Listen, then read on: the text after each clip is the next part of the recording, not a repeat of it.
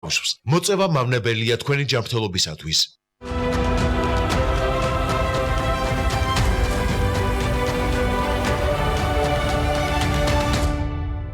TV პირველი გავლენების მიღმა მოვლენების შუაგულში.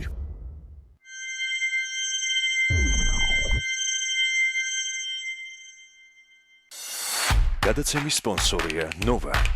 200-ზე მეტი დასახელების ქართული პროდუქტი. მადლობა, რომ ირჩევთ ქართულს.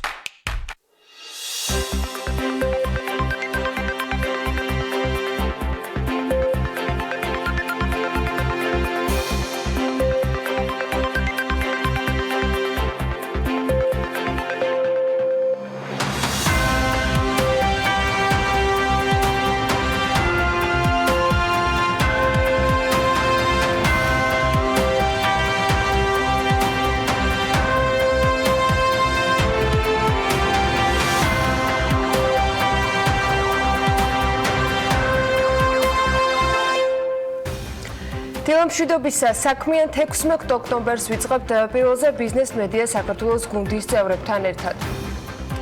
რეგიონული განვითარების და ინფრასტრუქტურის მინისტრი დღეს სავარაუდოდ მედიისთვის ბრიფინგს გამართავს. ვიცე-პრემიერმა კითხვას პასუხი დადგება თუ არა დღის წესრიგ ჟანაკლის კონსორციუმთან ხელშეკრულების შეწყვეტა სწორედ დღეს უნდა გასცეს საჯაროდ. მაია ცქიტიშვილმა ანაკლის კონსორციუმისათვის კონტრაქტით გათვალისწინებული ვადა გუშინდელი სამუშაო დღის ბოლომდე წინასწარი პროგნოზის გარეშე მისცა და ჟურნალისტებთან მხოლოდ კონტრაქტით გათვალისწინებული პირობები და გარემოებები ჩამოთვალა. სამუშაო დღის დასრულებამდე 3 საათით ადრე კი ანაკლის კონსორციუმში უპასუხეს, რომ დამატებით დოკუმენტების წარდგენაზე ისინი უარს ამბობდნენ და გასული კვირის ხუთშაბათს სამინისტროსთვის წარდგენილ წერილზე მიგვითითეს. დეტალებს ამ თემაზე რამდენიმე წუთში გავშლით. იქამდე ჩავხედოთ რიცხვებს, რომლის მიხედვითაც 2019 წელს ექსპორტი 11%-ით არის გაზრდილი. იანვარ-სექტემბერში წინასწარი მონაცემებით გასული წლის იმავე პერიოდს თუ შევადარებთ, საგარეო ვაჭრობის მოცულობა 9% გაიზარდა და ჯამურად 9 მილიარდ 100 მილიონი დოლარის ტოლი გახდა. სექტემბერში რუსეთიდან შემოსული ფულადი გზავნილები შემცირებულია, ევროკავშირიდან კი გაზრდილი. საზღვარგარეთ დასაქმებულთა მიერ საქართველოში გადმორიცხული თანხა სექტემბერში წინა წლის იმავე თვესთან შედარებით 18 მილიონი დოლარით, ანუ 14%-ით გაიზარდა. ამავე დროს სექტემბერშივე საქართველოდან საზღვარგარეთ 29 მილიონი დოლარია გადარიცხული, რაც წინა წლის იმავე პერიოდთან შედარებით 1,200,000 დოლარით მეტია. სტატისტიკის სამსახურის კიდევ ერთი ინფორმაციით 2018 წელს საქართველოში საფინანსო მომსახურების საქმიანობით დაკავებული 2096 საწარმო ფუნქციონირებდა, რომელთა დეკლარირებულმა შემოსავალმა 5,312,300,000 ლარი შეადგინა.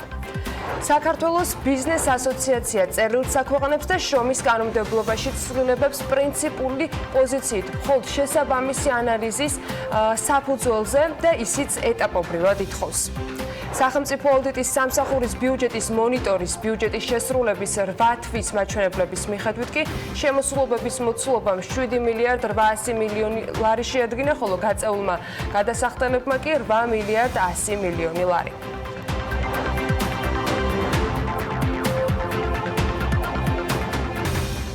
აშენდება თუ არა ანაკლის სპორტი? ამ კითხვაზე პასუხს დღეს და ამ ეთერში ვერ მიიღებთ. ვერც იმას გეტყვით, ეს მშენებელი კონსორციუმი იქნება თუ არა.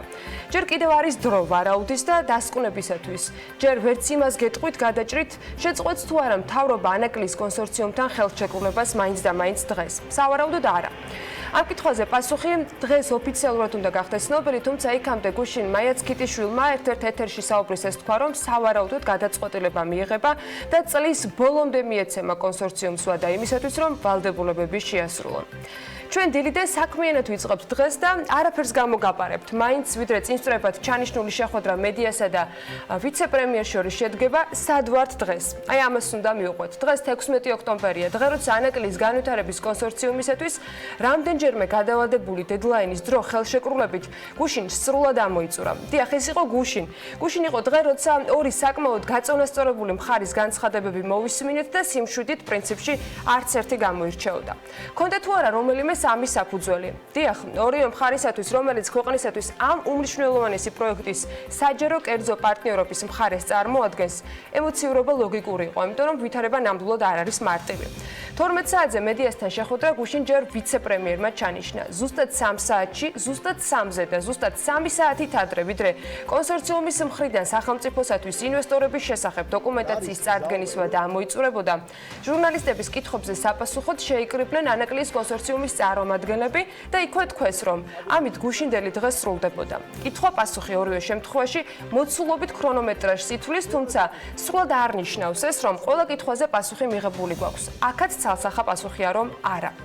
რადგან პასუხები ჯერ ბევრ რამეზე არ გვაქვს, მოდით განმარტებებს მივყვეთ და იმ პასუხებს, რაც გვაქვს. მაია ცქიტიშვილმა რეგიონული განვითარების სამინისტროში მედიისთვის გუშინ კიდევ ერთხელ ჩაიკითხა ის ვალდებულებები და პირობები, რომელიც ანაკლიის კონსორციუმს სწორედ გუშინდელი მონაცემებით დარჩენილ 6 საათში უნდა შეესრულებინა. რა იყო ეს ვალდებულებები? კონსორციუმს წარსადგენი აქვს ახალი ინვესტორების და კაპიტალის შევსების შესახებ სავალდებულო დოკუმენტები. და ამასთანავე კომპანია ვალდებულია, რომ წარმოადგინოს ბანკებთან შეთანხმება სახელმწიფოს პროექტის დაფინანსებაზე. 15 ოქტომბერს კონსორციუმმა უნდა შეასრულოს ორი ვალდებულება.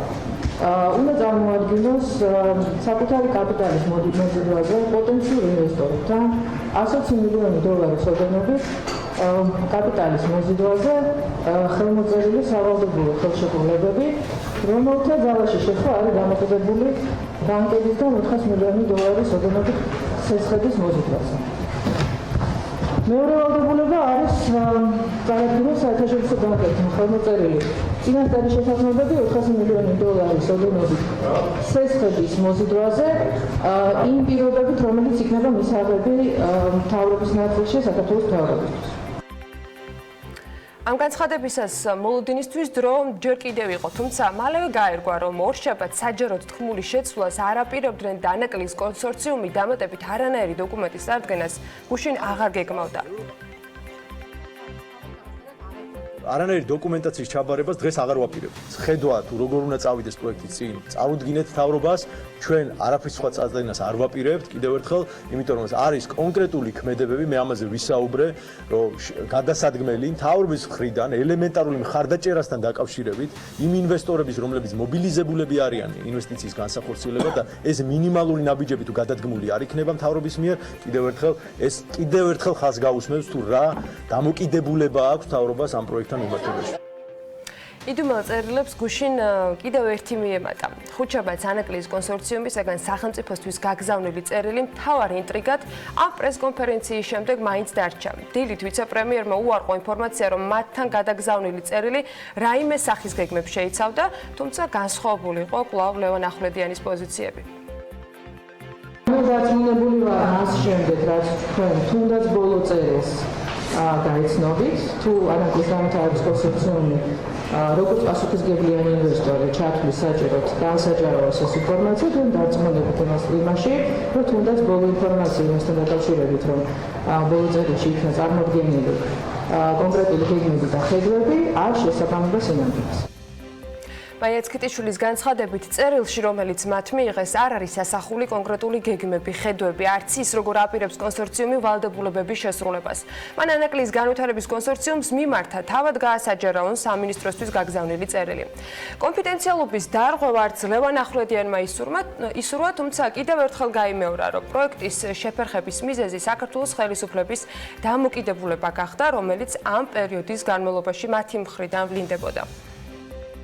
მთავრობას ჩემი აზრით და ჩვენი აზრით ყველაფერი უნდა გაეკეთებინა იმისათვის, რომ და ყველანაირი მხარდაჭერა გამოეცხადებინა პროექტისთვის, რომ ეს პროექტი წარმატებით განხორციელებულიყო. სამწუხაროდ რეალობა არის აბსოლუტურად საპირისპირო. მთავრობამ იმის მაგივრად, რომ მხარდაჭერა გამოეცხადებინა, პრაქტიკულად საბოტაჟირება მოახდინა ამ პროექტის ბოლო რამოდენიმე თვის და კვირების მანძილზე.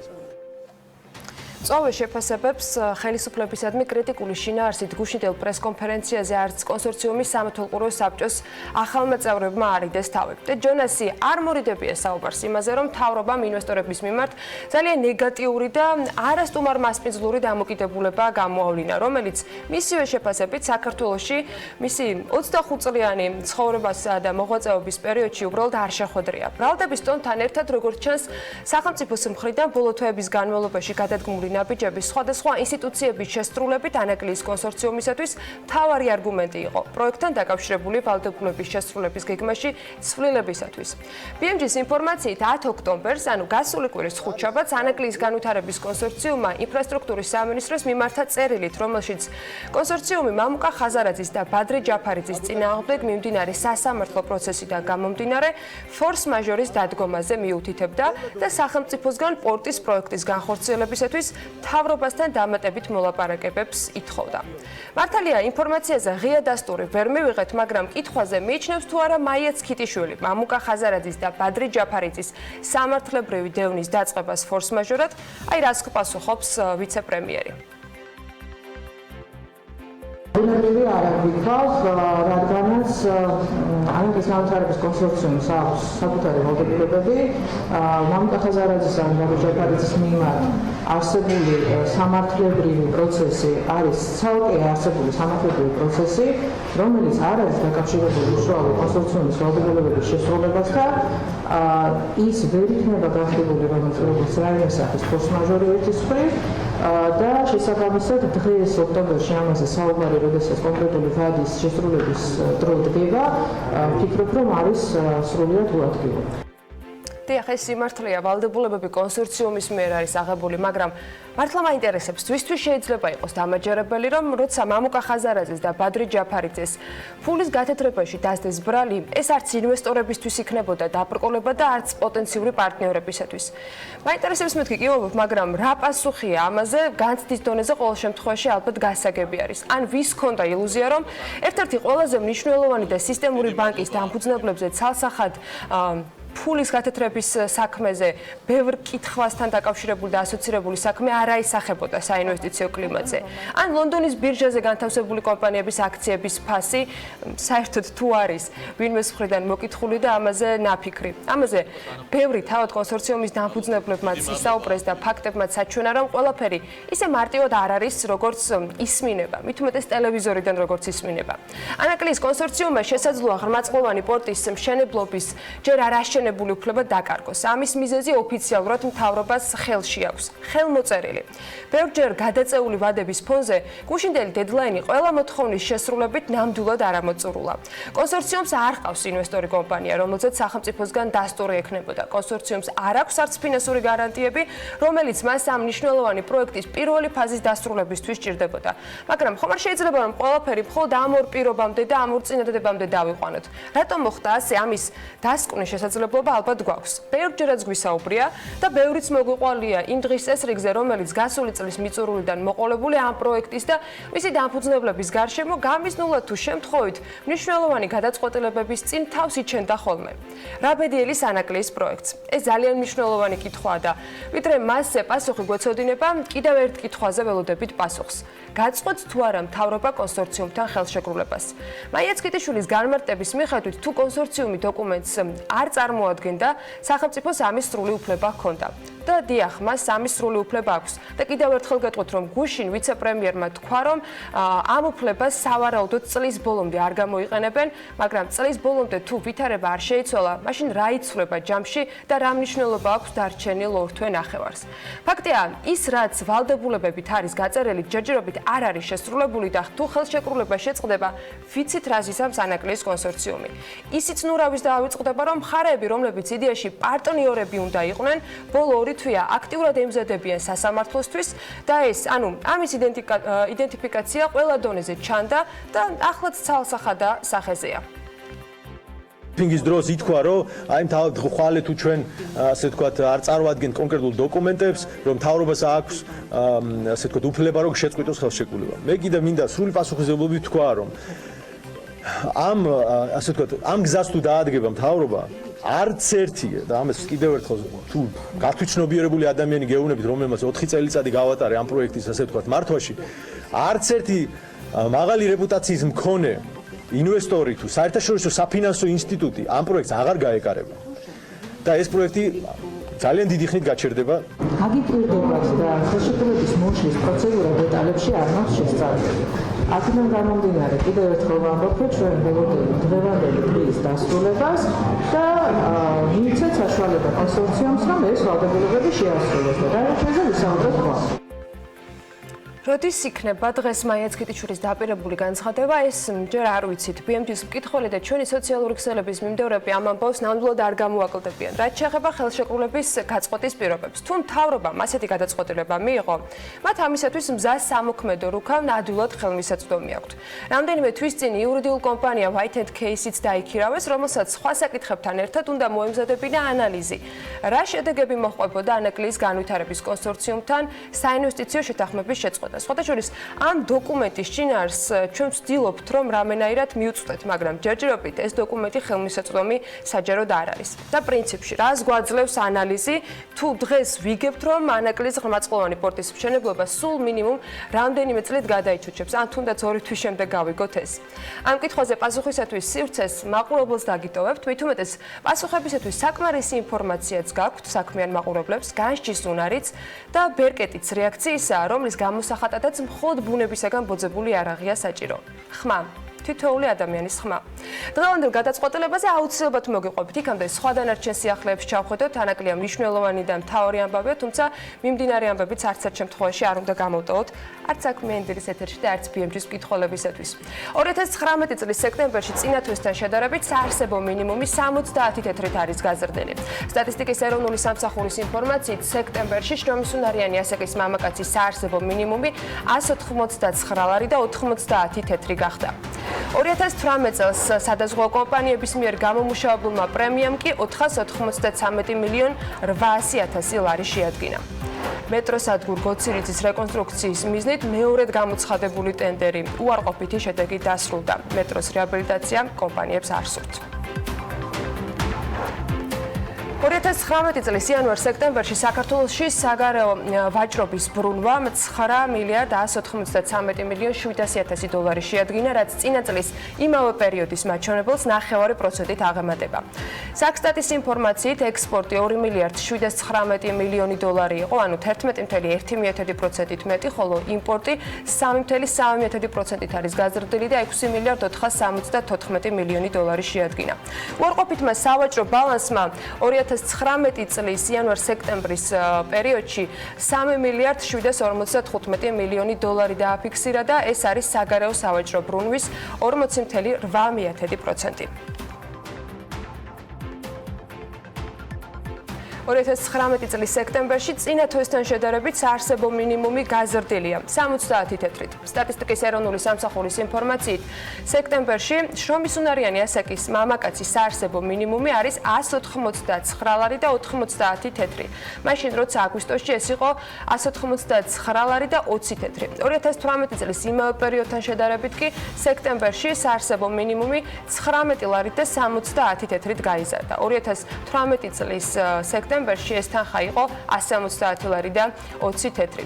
საქსტატის მონაცემებს თუ ავიღებთ, აგვისტოსთან შედარებით 70 თეთრით გაზრდილი არის ერთი ადამიანის საარსებო მინიმუმი, მაშინ როცა ის იყო 168 ლარი და 20 თეთრი, ანუ ლარი და 30-ით გაიზარდა ჯამში საშუალოდ ოჯახის საარსებო მინიმუმი, ამ შემთხვევაში 318 ლარი და 60 თეთრი გახდა. საშუალო ოჯახის საარსებო მინიმუმი 2018 სექტემბერში სხვათა შორის 33 ლარი და 20 თეთრით ნაკლები იყო. ახლა შემოსავლებს ჩავხედოთ, მათ შორის უცხოეთიდან გადმორიცხულ თანხებს. ეროვნული ბანკის ინფორმაციით 2019 წლის წინა თვეში, ანუ სექტემბერში, ფულადი გზავნილების მოცულობა 13.9%-ით გაიზარდა და თითქმის 150 მილიონი შეადგინა 159,800,000 $. კლებას რუსეთიდან შემოსული ფულადი გზავნილები კვლავ განაგრძობს, ევროკავშირიდან კი პირიქით კვლავ მატების ტენდენცია გვაქვს. ამის მიუხედავად, ცალკეული ქვეყნები და ყველაზე დიდი მოცულობის გადმორიცხვები მაინც რუსეთიდან ხორციელდება. იმ ქვეყნების ჩამონათვალი, საიდანაც ყველაზე მეტი ფულადი გზავნილი შემოვიდა სექტემბერში, აი ასეთ სურათს გვაჩვენებს. კლება რუსეთის შემთხვევაში არის 3,7% და ჯამში შემოვიდა 36,300,000 $. მას იტალია მოჰყვება 21,80,000 $. გზავნილების ზრდა იყო 27,19% და საერთო წილიდან 14% უკავია დაახლოებით. საბერძნეთიდან გადმორიცხულ თანხებს საერთო წილის 10,63% უკავია და ზრდა 12,34% იყო. შეერთებული შტატებიდან გზავნილების 10,28% გადმოირიცხა 15,390,000. შემდეგი არის ისრაელი, თურქეთი, გერმანია, უკრაინა, ესპანეთი და ყაზახეთი. აქედან გზავნილების ზრდა 101,1% დაფიქსირდა. ახლა დედაქალაქის სიახლეებზე უნდა გადავიდეთ. კახაკალაძე მთავრობის გუშინდელ სხდომაზე თბილისის მეტროში არსებულ სიტუაციაზე ისაუბრა, რომელიც მისი შეფასებით დამაკმაყოფილებელი არ არის. თბილისის მერის განმარტებით პრობლემას წარმოადგენს როგორც ვაგონების თვალსაზრისით არსებული მდგომარეობა, ასევე მეტროს სადგურებსა და გვირაბებში არსებული სიტუაცია.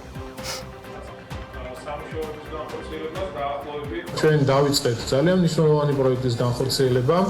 ეს არის ძალოვანი კაბელების სრულება, დაახლოებით 450 კილომეტრზე მეტი ძალოვანი კაბელების სრულება მოხდება, ასევე მთლიანად შეიცვლება გამნიავებლების სისტემა თავისი აგრეგატებით და მომავალი წლის ივლისში იქნება დამთავრებული ეს სამუშაოები. ამის გამო მეტრო 1 საათით ადრე ამთავრებს მუშაობას და ამისთვის მე ბოდიში მინდა მოვუხადო საზოგადოებას, უბრალოდ სხვანაირად შეუძლებელია ამ სამუშაოების წარმოება და ჩატარება.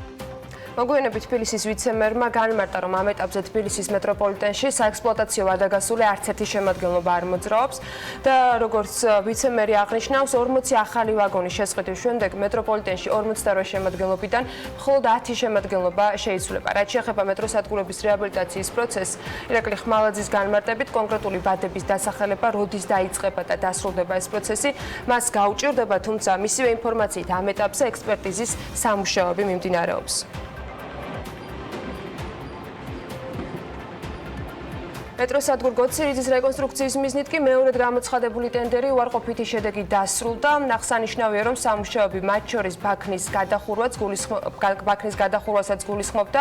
თბილისის სატრანსპორტო კომპანიის მიერ მეტროსადგურის რეკონსტრუქციის და კაპიტალური რემონტის სამუშაოების შესყიდვის მიზნით კი ტენდერი ახლიდან 6 სექტემბერს გამოცხადდა.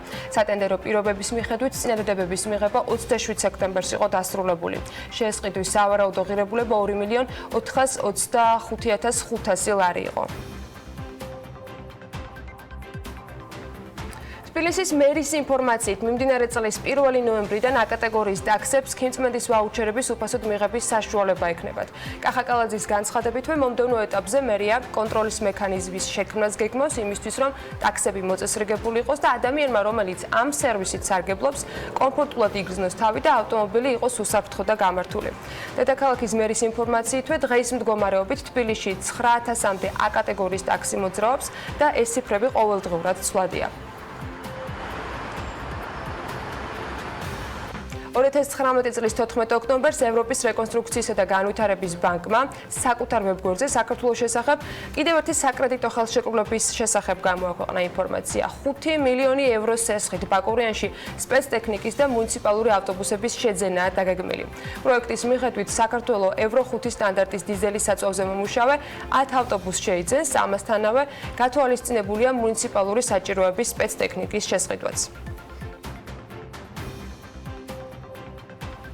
კაიროს სურსათისა და სოფლის მეურნეობის ორგანიზაცია FAO ევროკავშირის მიერ დაფინანსებული სოფლის და სოფლის მეურნეობის განვითარების ევროპის სამეზობლო პროგრამის ფარგლებში სასოფლო სამეურნეო ინიციატივების მხარდასაჭერად საგრანტო კონკურსს აცხადებს. კონკურსი 2 საგრანტო კატეგორიას მოიცავს. საგრანტო კონკურსის მიხედვით არ დაფინანსდება საოპერაციო და საბრუნავი ხარჯები, დასაქმებულთა ხელფასები, სასოფლო სამეურნეო ნედლეულის და სათესლე მასალის ხარჯი და ორივე კატეგორიის შემთხვევაში კონკურსის ფარგლებში მოთხოვნილი ნებისმიერი თანხის ოდენობა უნდა იყოს იყოს მინიმუმ $1,000 ექვივალენტი ლარში და მაქსიმუმ $150,000 ექვივალენტი ლარში.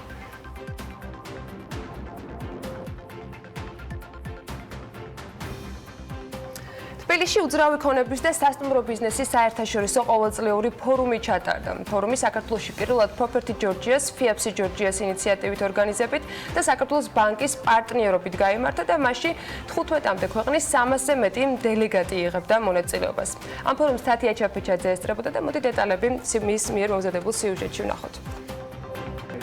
საქართველოში უძრავი ქონებისა და სასტუმრო ბიზნესის საერთაშორისო ყოველწლიური ფორუმი ჩატარდა. ღონისძიება Property Georgia's და FIAPSI Georgia's ინიციატივითა და საქართველოს ბანკის პარტნიორობით ქვეყანაში პირველად გაიმართა. ღონისძიების მიზანი მსოფლიო რუკაზე საქართველოს როგორც უძრავი ქონებისა და ტურიზმის საერთაშორისო მიმზიდველობის ცენტრად პოზიციონირება იყო. დღევანდელი ფორუმი ემსახურება იმას, რომ საქართველოს უძრავი ქონების და ჰოსპიტალიტის პოტენციალის მაქსიმალურად გატანა მოვახდინოთ საზღვრებს გარეთ. დღევანდელი საღამოს სტუმრები არის 50-ზე მეტი უცხოელი ინვესტორი და ეს ზუსტად ის ფორუმია და ის არენა არის, სადაც ჩვენ მოგვეცემა შესაძლებლობა, რომ საქართველოს საინვესტიციო პოტენციალი გავაცნოთ უცხოელ პოტენციურ და არსებულ ინვესტორებს. ჩვენთვის 2020 წელი იქნება მდგრადი ქალაქების განვითარების კუთხით მთავარი წელი და დაგეგმილი არის არაერთი ღონისძიება, თუმცა აქვე მინდა აღვნიშნო, რომ ყველაზე მთავარი რაც არის 2020 წელს საქართველოში ასევე პირველად ჩატარდება დაჯილდოება საერთაშორისო პროექტების, ასევე ადგილობრივი პროექტებისაც და ეს იქნება ქვეყნისთვის შეიძლება ითქვას ერთ-ერთი მთავარი მოვლენა. ღონისძიებას მსოფლიოს 15-ზე მეტი ქვეყნიდან 300-ზე მეტი დელეგატი ესწრებოდა, რომლებმაც ადგილობრივი კომპანიების წარმომადგენლებთან ერთად ისეთი მნიშვნელოვანი საკითხები განიხილეს, როგორიცაა მდგრადი ქალაქების მშენებლობის ეკონომიკური შედეგები, ურბანული ინფრასტრუქტურისა და ტურიზმის განვითარება, ასევე ფინანსებზე წვდომა და ქვეყნების საინვესტიციო შესაძლებლობები. ღონისძიების მიზანი არის, რომ მოხდეს უძრავი ქონების დაინტერესებული ინვესტორების მოზიდვა ქვეყანაში. ჩვენი ქვეყნის ბაზარი, როგორც იცით, საინტერესო არის საერთაშორისო ინვესტორებისათვის და ეს ერთ-ერთი პლატფორმა არის, სადაც მოხდება განხილვა და კონკრეტული გეგმების დასახვა. უძრავი ქონების განვითარება და ტურიზმი, გარდა იმისა, რომ არის ორი მამოძრავებელი ძირითადი ძალა ჩვენი ეკონომიკის, ქალაქის ეკონომიკის განვითარების, ასევე ძალიან მჭიდროდ არის გადაჯაჭვული ერთმანეთთან, იმიტომ რომ სწორი განვითარება უძრავი ქონების, რომელიც არის ჩვენი ძირითადი ამოცანა, ხელს უწყობს იმას, რომ ტურისტებმა ქალაქში დავიგზავნოთ უფრო კომფორტულად და ის ყველა ის სიკეთეები და ყველა ის საინტერესო ასპექტები, რომელიც გააჩნია ქალაქს, უფრო კარგად და კომფორტულად გაიცნოთ. ფორუმის პანელურ დისკუსიებში მონაწილეობა 25-ზე მეტმა საერთაშორისო და ადგილობრივმა პრეზენტატორმა და პანელისტმა მიიღო. ღონისძიება სამთავრობო სექტორისა და ბიზნესის, ასევე დიპლომატიური კორპუსის წარმომადგენლებიც ესწრებოდნენ. ძალიან მნიშვნელოვანია ესეთი საერთაშორისო ტიპის ფორუმი უტარდება საქართველოში. ეს კიდევ ხაზს უსმევს იმ ფაქტს, რომ უძრავი ქონების ბაზარი საქართველოში ძალიან ვითარდება ძალიან სწრაფი ტემპებით. ესეთი ტიპის საერთაშორისო მონაწილეები, როგორც არიან ამ ფორუმში, კიდევ ხაზს უსმევს იმას, რომ ხდება ამაღლება კულტურის, რომელიც ძალიან მნიშვნელოვანია ეკოლოგიური კუთხით, სამშენებლო სექტორის განვითარების კუთხით, რაც ყველა ის საკითხი, რომელიც ძალიან მნიშვნელოვანია აღნიშნული სექტორის სწორი განვითარებისთვის მომავალში. ფორუმის ფარგლებში დღეს დახვალ 50-ზე მეტი ინვესტორისათვის თბილისსა და რეგიონებში უძრავი ქონების საინვესტიციო ტურები გაიმართება. სტუმრობის მიზანია ინვესტორები გაეცნონ უძრავი ქონებისა და ტურიზმის საუკეთესო შეთავაზებებს მთელი ქვეყნის მასშტაბით. წარმატებები ამ ფორუმის ძალიან საინტერესო იდეის ავტორებს, ორგანიზატორებს დარწმუნებული ვარ, რომ მათგან კიდევ ბევრ ძალიან საინტერესო იდეას გავიზიარებთ საქმიანი მაყურებლისათვის. ახლა გარემოს ეროვნული სააგენტოს მიერ მოწოდებული ინფორმაციის დრო არის, რომ ამინდის პროგნოზს გადავხედოთ. როგორც შესაბამისი სააგენტო გვაცნობებს, ამინდი განპირობებული იქნება კასპიის ზღვის ჩრდილო-აღმოსავლეთით მდგარი ცივი ჰაერის მასების და სამხრეთიდან გადამონაცვლებული თბილი ჰაერის მასების ურთიერთქმედებით. მოსალოდნელია დრო გამოშვებით ღრუბლიანობის მომატება და უმეტესად ნალექოთ ჩაივლის დღე. ზოგან იქროლებს აღმოსავლეთის მიმართულების ქარი. ასე ამინდი იქნება დღეს საქართველოში 16 ოქტომბერს. როგორი ტემპერატურა გეელვდებათ ქალაქების მიხედვით ამას ეკრანზე ნახავთ. ამ ყველაფრის შემდეგ გადავხედავთ ფრენების განრიგს South Georgia's მიერ მოწოდებულს და მცირე სარეკლამო პაუზის შემდეგ დაგებრუნდებით ძალიან საინტერესო თემით და სტუმრობით.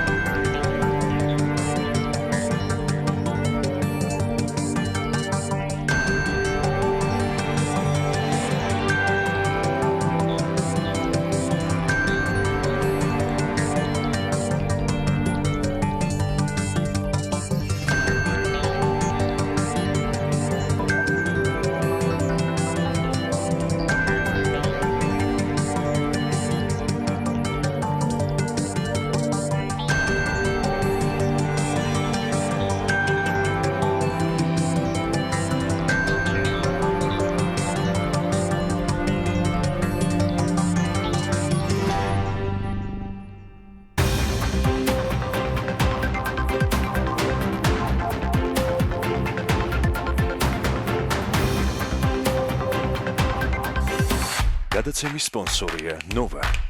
200-ზე მეტი დასახელების ქართული პროდუქტი. მადლობა, რომ ირჩევთ ქართულს.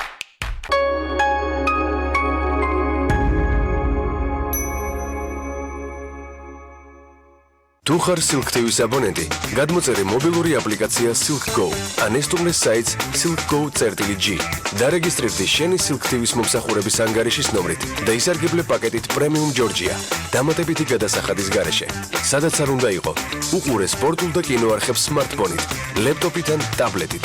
Silknet-ი, ყველაფერი კავშირშია. გასტროტეკი. ხორეკა სახჭურვილობა. ყველაფერი პროფესიონალური სამზარეულოსთვის. გასტროტეკი. თბილისი, წერეთლის 66. თანაბარის სითბო ოთახებში, ცხელი წყალი აბაზანასა და სამზარეულოში. ბოშის გათბობის და ცხელი წყლის ქვაბი გამოირჩევა ეკონომიურობით და ექსპლუატაციის ხანგრძლივი ვადით. ქედული კლიმატი, ჩვენ ვქმნით ამინს. დავიკავშირდით 202 22 22.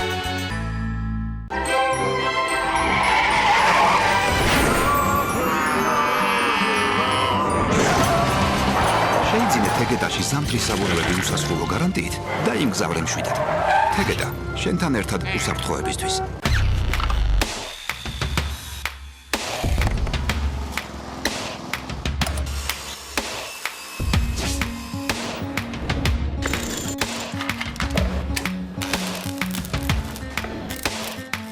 პროფესიონალის სამუშაო ხელსაწყოები. ინკკო, შექმენი სამყარო შენივე ხელით. ჩვენ ყოველთვის ერთად ვიყავით, მაგრამ რაღაც შეიცვალა. აბა ახლა ნახეთ. დილით სახლის დავაგება. დღისით შვილიშვილები. ეს ცეკვებიც გვიანობამდე. და მე? ვოლტარენ ემულგელი 2%-იანი აღწევს ღრმად ანთებით ქსოვილებში. შეიცავს აქტიური ნივთიერების ორმაგ კონცენტრაციას, ამსუბუქებს ტკივილს და ამცირებს ანთებას დილიდან საღამომდე. დაიწყეთ დღე ქრონიკული ტკივილის გარეშე ვოლტარენ 2%-იანთან ერთად. გამოყენებისას გაეცემთ ინსტრუქციას გვერდითი მოვლენების შესახებ დეტალური ინფორმაციის მისაღებად მიმართეთ ექიმს. როდესაც სამგზავროდ მიეშურებით, არ დაგავიწყდეთ თან გაიყოლოთ Lace Sticks, რადგან მასთან ერთად არ მოიწყენთ და მათი გაზიარება შეიძლება მეთხანს. ბოლო გაჩერებამდეც კი. ახალი გემრიელი Lace Sticks, რომელიც გეყოფათ დიდხანს. ყოველი დღე უფრო გემრიელია ახალ Lace Sticks-თან ერთად. TV პირველის ინტერნეტ პარტნიორია MyVideo.g. იხილეთ გადაცემის ყველა ვიდეო MyVideo-ზე. როდესაც პაციენტი კლინიკაში კბილების მგრძნობელობის პრობლემით მოდის, ყოველთვის მიგვითითებს საცტკივა. მომატებულ მგრძნობელობის შეგრძნებას ნერვის იმპულსი იწვევს. ამ დროს კი სიცივეზე მწვავე ტკივილი წარმოიქმნება. სიტუაცია შეიძლება გაუარესდეს. ასეთ პაციენტებს აუცილებლად ვურჩევ კბილის პასტის შეცვლას. სენსოდინი ზემოქმედებს კბილის ნერვულ დაბოლოებებზე და ამცირებს მგრძნობელობას. როდესაც პოულობთ ასეთი პრობლემის გადაჭრის გზას, ცხოვრების ხარისხიც მკვეთრად უმჯობესდება. შაბათობით მარი და მისი დედიკო გემრიელ საუზმეს ამზადებენ. ხოლო მარტივი რეცეპტით ამზადებული არაჟანი პრეზიდენტი ყველაზე მნიშვნელოვანი ინგრედიენტია. ნოღიერი, ნაზი, მათის აღმძვრელი, უმაღლესი ხარისხის ნაღებისგან დამზადებული საოცრად გემრიელია. არაჟანი პრეზიდენტი, შეხედეთ ცხოვრებას მადიანად.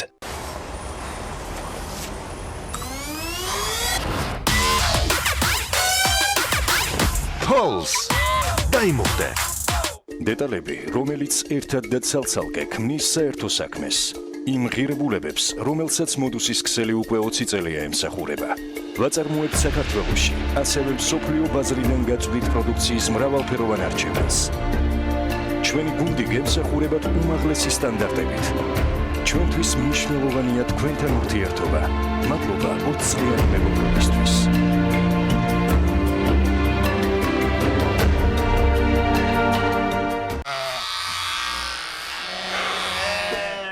დიროლი აღაფთოვანებს გემოთი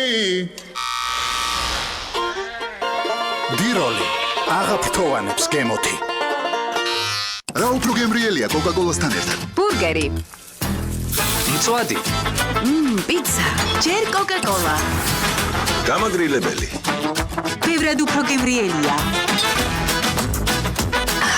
გამაგრილებელი რაც არ უნდა აირჩიო კოკა-კოლა ყველა კერძს დღესასწაულად აღწევს იცით ჯადოსნური გემოს საიდუმლო Milka Choco Cow. ზოგადად ყველაფერს ვაკონტროლებ ხოლმე, მაგრამ ერთხელ გადავწყვიტე ცოტა წამეძინა და აი რა მოხდა. სამაგიეროდ ჩემმა პატარა სისუსტემ ორცხობილა გახადა ნამდვილად ზღაპრული. აღმოაჩინე Milka-ს ორცხობილას ჯადოსნური გემოს საიდუმლო.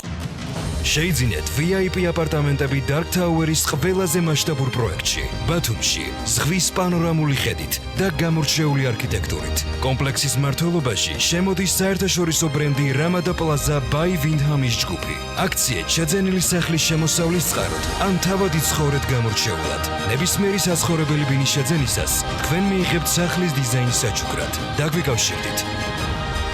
3W Dar Building G. გჭირდება სახურავი. გინდა იყო დაცული ნებისმიერ ამინდში. Monterey Luxis მეტალოკრამიტის სახურავები, უმაღლესი ხარისხი და საუკეთესო მომსახურება. ენდე ლიდერებს. გადახურე და დაივიწყე პრობლემები. Monterey Luxi, Kairos ქუჩა 42. Monterey, ახლა უკვე ქუთაისშიც.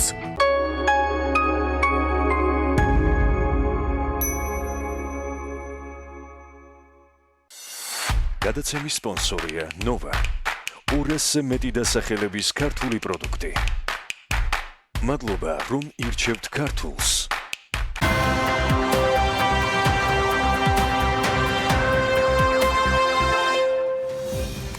ეს Forbes-ის სახარი ნომერია და ამ ბრენდის ქვეშ პლანეტის მასშტაბით Forbes-ის 34 ლიცენზირებული გამოცემა 5 კონტინენტს, 27 ენას და დროის 24 სარტყელს აერთიანებს. მათ ყველა საერთო მისია აქვს ანტრეპრენორული კაპიტალიზმის რწმენა მის ნებისმიერ გამოვლინებაში.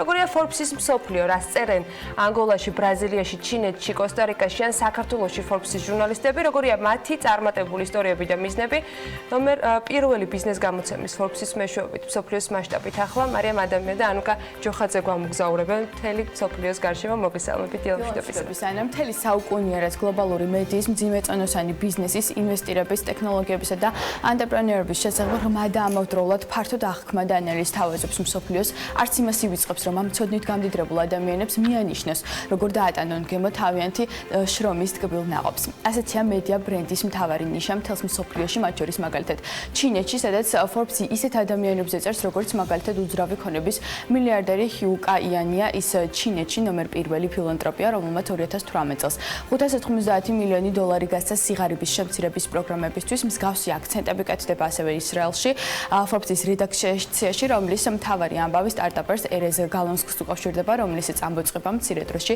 მოახერხა 100 მილიონი დოლარის მოზიდვა, ხოლო 2050 წლისთვის მსოფლიოს ურბანულ ცენტრებში მცხოვრებ 7 მილიარდ ადამიანს გამოკვეთავს. მარიამ, საინტერესო ამ დროს რა ხდება ანგოლაში. რა წელს ადგილობრივი Forbes-ი. აქ სალვადორ აბეკასი გვხვდება ყდაზე, რომელიც კომპანია ინსულენს უდგას სათავეში. ბიზნესი თავისი სერვისებით 160-ზე მეტ მომხმარებელს იზიდავს. ანგოლას შემდეგ კი ჯერი არგენტინაზეა, რომლის ყდაზეც Forbes-ის მილიარდ დოლარიანი სტარტაპების 2018 წლის რეიტინგში მოხვედრილი კომპანია Auth0-ა. ბიზნესი მომხმარებლის ვალიდაციის პროგრამულ უზრუნველყოფას ქმნის და მსოფლიოში უკვე სახელიც აქვს განთქმული. რაც შეეხება ბრაზილიას, ამ ქვეყნის ყდა ყოფილი მილიარდერის მაიკ კლეინის ქალიშვილს ნატალი კლეინს დაეთმო. 21 წლის ასაკში დაწყებული ბიზნესი და სავაჭრო იმპერია NK Story ამერიკულმა Forbes-მა ერთ-ერთ გამორჩეულ ყდად აღიარა. მოდი ანუკა ევროპაც მიმოვიხილოთ და ალბათ გაინტერესებთ რას წერს Forbes Italia. აქ მთავარი ამბავი არის ის, რომ ცნობილმა მოდის სახლებმა, მათ შორის ბულგარინ, Fendi და Gucci-მ რომის ღირსშესანიშნაობების, მათ შორის ერთ-ერთი ტაძრისა და შადრევან ტრევის აღდგენისთვის დიდი რაოდენობის თანხა გაიღეს. ესპანური Forbes-ის ფურცლები კი ანტრეპრენერს ლუკა ბოვონს დაეთმო. ციტირებ, მოსახლეობის ზრდასთან ერთად ქალაქებმა უფრო ეფექტიანი საცხოვრებლები უნდა შემოგთავაზონ. ამბობს ლუკა, რომელიც სწორედ ამ აზრმა მიიყვანა Project Co-Living-ის შექმნამდე, რომელიც საზიარო ბინებში ოთახებს აქირავებს და მინდა საბერძნეთშიც გადავინაცვლოთ, სადაც Forbes-ი ათენში დაბადებულ NBA-ის სუპერ ვარსკვლავზე იანის ანტეტოკუმპოზე გვიყვება, რომელმაც გასულ წელს 53 მილიონზე მეტი გამოიმუშავა და ახლა ამ კაპიტალის ამუშავებაზე ფიქრობს. ტაილანდში ჯერ ვერ მიმემგზავრებით, მაგრამ Forbes-ი იქაურ ამბებზეც გვიყვება. ტაილანდური Forbes-ის გამორჩეულ ყდაზე ჩოკვატანას ოჯახია, რომელთა ბიზნეს საქმიანობაც Saha Group-ს უკავშირდება. კომპანია, რომლის მართვაც უკვე მესამე თაობას გადაეცემა ელექტრონული ვაჭრობის ბიზნესს ამითარებს და ამ წლის ბოლოსთვის ტაილანდში პერსონალის გარეშე მაღაზიასაც ხსნის. ეს კი ჩემი აზრით მნიშვნელოვანი არგუმენტია, რის გამოც ამერიკულმა Forbes-მა ტაილანდური Forbes-ის ეს ყდა გამორჩეულებს შორის დაასახელა. გადავინაცვლოთ ვიეტნამში. აქ ერთ-ერთი მნიშვნელოვანი ყდა ინო მილქისა და ლუცახერ საბაკოს მფლობელს მილიარდ ჩაროენ სირი ვადჰაკდის ისტორიას და ვიეტნამის უმსხვილეს მობილურ პროვაიდერ Vietel's დაეთმო, რომლებიც წელს Forbes ვიეტნამის ყველაზე ღირებული ბრენდების წლიურ რეიტინგში მოხვდნენ. არც იაპონიაურმა გამოგვჩეს, რა თქმა უნდა, სადაც ყდაზე მაკი კაპლინსკისა და მისი ქმრის ახალ სტარტაპს შეხვდებით. Silicon Valley-ზე დაფუძნებულ ავიაკომპანია NFT-ს სამგზავრიანი მფრინავი მანქანის პროტოტიპი უკვე შექმნილი აქვს. პორტუგალიური Forbes-ი კი ქვეყნის უმსხვილესი ციფრული გავლენის მქონე 25 ფიგურის რეიტინგის ლიდერს მსახიობ რიტა პერეირას შეეხო, რომელიც შემოსავლის 9 მილიონ მიმდევრიანი ინსტაგრამით აკეთებს, რაც შეეხება თურქეთს. აქ ბოლო 11 წელიწადში უძრავი ქონების ფასები ყველაზე დაბალ ნიშნულზეა, ეს არის მთავარი ამბავი, ხოლო 30 მეტროპოლიტური რეგიონიდან 28-ში საცხოვრებლის გაყიდვებმა 10%-ზე მეტად დაიკლო. აქვე ყაზახურ Forbes-ს გეტყვით, რომლის წარმატებულ ისტორიებს შორის ყურადღება რესტორნების მეფეზე ალმას აბდიგა პაროვზეა გამახვილებული, რომელიც უძრავი ქონების დეველოპმენტში ცდის ბედს და ქვეყნის ყველაზე დიდი ქალაქის ალმა-ატის ახალ უბანში 3000 მილიონიან პროექტს იწყებს. და ბოლოს მივედით საქართველომდეც. ამერიკულმა Forbes-მა ქართული Forbes-ის ყდებიდან ერთ-ერთი ყველაზე ცნობილი ქართველი ანტერპრენერის მამუკა ხაზარაძის ისტორია შეარჩია 2017 წლის დეკემბრის ნომერში. ხაზარაძე TBC ბანკის ისტორიას უყვებოდა Forbes. დღეს კი მამუკა ხაზარაძემ ბიზნესი უკვე დატოვა და პოლიტიკაში წავიდა. ყოფილი ბიზნესმენი, რომელიც მმართველ პარტიას დაუპირისპირდა. მგონი რთული მისახვედრი არ არის თემის აქტუალობიდან გამომდინარე, რატომ შეარჩია ამერიკულმა Forbes-მა სწორედ ეს ყდა. Forbes-ი კიდევ ბევრ სიურპრიზს ამზადებს მკითხველისათვის და იმედი მაქვს, რომ ამ ყველაფერთან დაკავშირებით ვიქნებით ისეთივე აქტიურები და აქტუალური თემები წარმოდგენილები. იქამდე მოსაყოლი საქმიან ეთერებში ბევრი გვაქვს. მადლობა მარიამს და ანუკის. 30-31 ოქტომბერს Touch Digital Summit-სა და თბილისის სტარტაპ Bereaus პარტნიორობით საერთაშორისო ციფრული კონფერენცია Touch-ი წელს უკვე მეოთხედ გაიმართება. ამ კონფერენციას Google-ის, NASA-ს, Nike-ის, Facebook-ის ექსპერტები და წარმომადგენლები დაესწრაფიან. Touch-ის ინტელექტუალური პლატფორმაა, რომელიც ციფრულ ინდუსტრიაში ჩართულ პირებს და ამ სფეროს მრავალ საინტერესო მიმართულებაზე მომუშავე ორგანიზაციებს აერთიანებს. ეს ყველაფერი კი საქართველოში იყრის თავს. ბექა კვარცხავა ანტრეპრენერი, Touch-ის დამფუძნებელი და გური ქოიაო თბილისის სტარტაპ Bereaus თანადამფუძნებელი, Touch-ის თანაორგანიზატორი შემოგვიყვეს საქმიანი დილის სტუდიაში. მოგესალმებით, მადლობა იმისთვის, რომ ხართ ჩვენთან ერთად. Forbes-ზე კომპანიები კი ჩამოვთვალე, მაგრამ მოდი გითხარით კიდევ ერთხელ, რა ხდება თბილისში ოქტომბრის ბოლოს, რას უნდა ველოდოთ და რა ეტაპზე ხართ ამ წინა სამზადისის პერიოდში? ესე იგი 30-31 ოქტომბერს Touch-ი მეოთხედ გაიმართება, რაც გულისხმობს, რომ იქ მოსულსტუმრებს დახვდებათ პრეზენტაციები იმ კომპანიების სპიკერებიდან, რომლებიც ახლა ჩამოდის, იქნება სტარტაპების ექსპო, იქნება ვორქშოპები, იქნება B2B შეხვედრები, ასევე სტარტაპები მიიღებენ პრეზენტაციების შეჯიბრში მონაწილეობას, რაც არის pitching competition-ი. და წელს კიდევ ერთხელ გამოვავლენთ წლის სტარტაპს, რომელსაც ჩვენი საერთაშორისო პარტნიორები მრავალი მიმართულებებით დაეხმარებიან და შეუწყობენ ხელს, რომ განვითარდეს. სად მოხდება შეკრება? სად არის 30-31 ოქტომბერს მთელი ეს ღონისძიება? რუსთაველის თეატრში, სადაც სხვადასხვა სივრცეებში გადანაწილდება სხვადასხვა აქტივობები, იქნება ორი სცენა, იქნება food zone, იქნება მოსასვენებელი ადგილები, კითხვები შემოდის ხოლმე ადგილი, რომელი უნდა ვიყიდო ან სანამ დავждე, ეს არის ღია სივრცე, ადამიანებს შეუძლიათ თავისუფლად გადაადგილდნენ, შეარჩიონ მათთვის სასურველი პრეზენტაცია და იმ პრეზენტაციას დაესწრონ, ან უბრალოდ ვიჯდნენ და იმუშაონ, ან ბენუარის ლოჟაში ჩამოჯდნენ და კონდეთ შეხვედრა და ამ შემდეგ ამ მთლიანი თეატრი იქნება ერთი დიდი ზღაპარი, სადაც ცოდნის მიღების მრავალფეროვანი და საინტერესო ძალიან ბევრი იდეა იქნება გაჟღერებული, რომელსაც სტარტაპები ამუშავებენ. გასული წლების გამოცდილებით, რატომ არის საინტერესო და მნიშვნელოვანი სტარტაპებისათვის ამ კონფერენციაში მონაწილეობის მიღება? გარდა იმისა, რომ თქვა ერთი ადამიანისთვის გამორჩეულად, ვინც თქვა წარმატებას მიაღწევს ამ კონფერენციაზე, ნუ გასაგები არის თქვა რა ბენეფიტით შეიძლება მიიღოს, მაგრამ დანარჩენებისთვის რა მნიშვნელობა აქვს და რა შესაძლებლობები ჩნდება მათთვის, ვინც იქნებიან თანამონაწილე? ზოგადად ცოდნის მხრივ ძალიან მნიშვნელოვანი ამბავია მთლიანად, რადგან წელს მოვისმენთ ისეთ თემებს, რაც არის როგორ შეცვალა კომპანიამ და გაუშვა მარკეტინგის გუნდი და ეხლა როგორ აკეთებს ხელოვნური ინტელექტი იგივე პროცესებს, რაც აკეთებდა ადამიანები და ეს უფრო აზუსტებს შედეგებს და უფრო ვინ მოხსენებლები ამ თემაზე? Zalando არის ერთ-ერთი ყველაზე დიდი ევროპული ონლაინ შოპი. ასევე NASA გაგვიმხელს საიდუმლოს თუ როგორ გვიყვება ის კოსმოსის შესახებ. ზოგადად თემები და ესეთი სახის შეხვედრები ეხმარება ადამიანებს, რომ თავიდანვე გადაწყვიტონ, რომ საქართველოს არ არის მარტო მათი არეალი და მათი პროდუქტი შეიძლება იყოს გლობალისტვის და უკვე თავი დასაწყისშივე ფიქრობდნენ იმას, რომ ეს პროდუქტი უფრო მეტ მომხმარებელს უნდა შეხვდეს, ვიდრე 3 მილიონი საქართველოს. თუმცა, კარგი გარემო გვაქვს იმისთვის, რომ რაღაცები დავსტარტოთ, შევხედოთ, გავტესტოთ და უკვე ამის მერე შეგვიძლია გავიტანოთ დიდ აუდიტორიას. უბრალოდ თავიდანვე იდეები უნდა გულისხმობდეს იმას, რომ ეს იქნება გლობალური. შესაბამისად, ყველა ეს აქტივობა და პრეზენტაცია და თემა და მომხსენებელი ეხმარება ადამიანებს გაიგონ როგორ კეთდება პროდუქტი ტექნიკურად, რა საჭიროებები აქვს შემდეგ შესაფუთად და საკომუნიკაციოდ და ყველა შემდეგ წელს შეუძლიათ თვითონაც მოვიდეს სტარტაპით და შეხვდეს ინვესტორებს. გურის ჩემ ბევრ სტარტაპთან გაქვს პრინციპში ბევრი მიმართულებიდან გამომდინარე და ბევრ ახალგაზრდასთან კომუნიკაცია. რამდენად ვართ ასეთი ტიპის კონფერენციებისთვის მზად, თუნდაც და რა ჩვენამ გამოცდილება იმ წინა იგივე თაჩის კონფერენციებიდან გამომდინარე თუ სხვა შეხვედრებიდან გამომდინარე, რამდენად იღებენ დღეს სტარტაპები საჭირო ინფორმაციას ასეთი კონფერენციებიდან. თავად რამდენად არიან მზად იმისათვის, რომ ასეთი კომუნიკაციის შემდეგ რაღაც დამატებითი შესწინონ თავიანთ პროექტებს. მოგესალმებით პირველ რიგში. თუ დავაკვირდებით როგორ იზრდება თვითონ სტარტაპ community სხვადასხვა მიმართულებით არის ძალიან საინტერესო ტენდენციები ჩვენთვის. მიუხედავად იმისა, რომ თქვა ჩართული ვართ სხვადასხვა ასე თქვა ფორმატის ღონისძიების ორგანიზებაში, უშუალოდ თაჩი აერთიანებს ძალიან ბევრი ინტერესის მქონე ასე ვთქვათ, არა მარტო სტარტაპებს, მათ შორის სტუდენტებს ან ადამიანებს, რომლებიც ახლა იწყებენ ფიქრს, როგორ გადადგან პირველი ანტრეპრენერული ნაბიჯები. ან ვთქვათ, სტარტაპებს, რომლებიც არიან საწყის პოზიციაზე და უნდათ რომ ასე ვთქვათ, მეტი ინსპირაცია მიიღონ, მეტი გამოცდილება და ცოდნა შეიძინონ.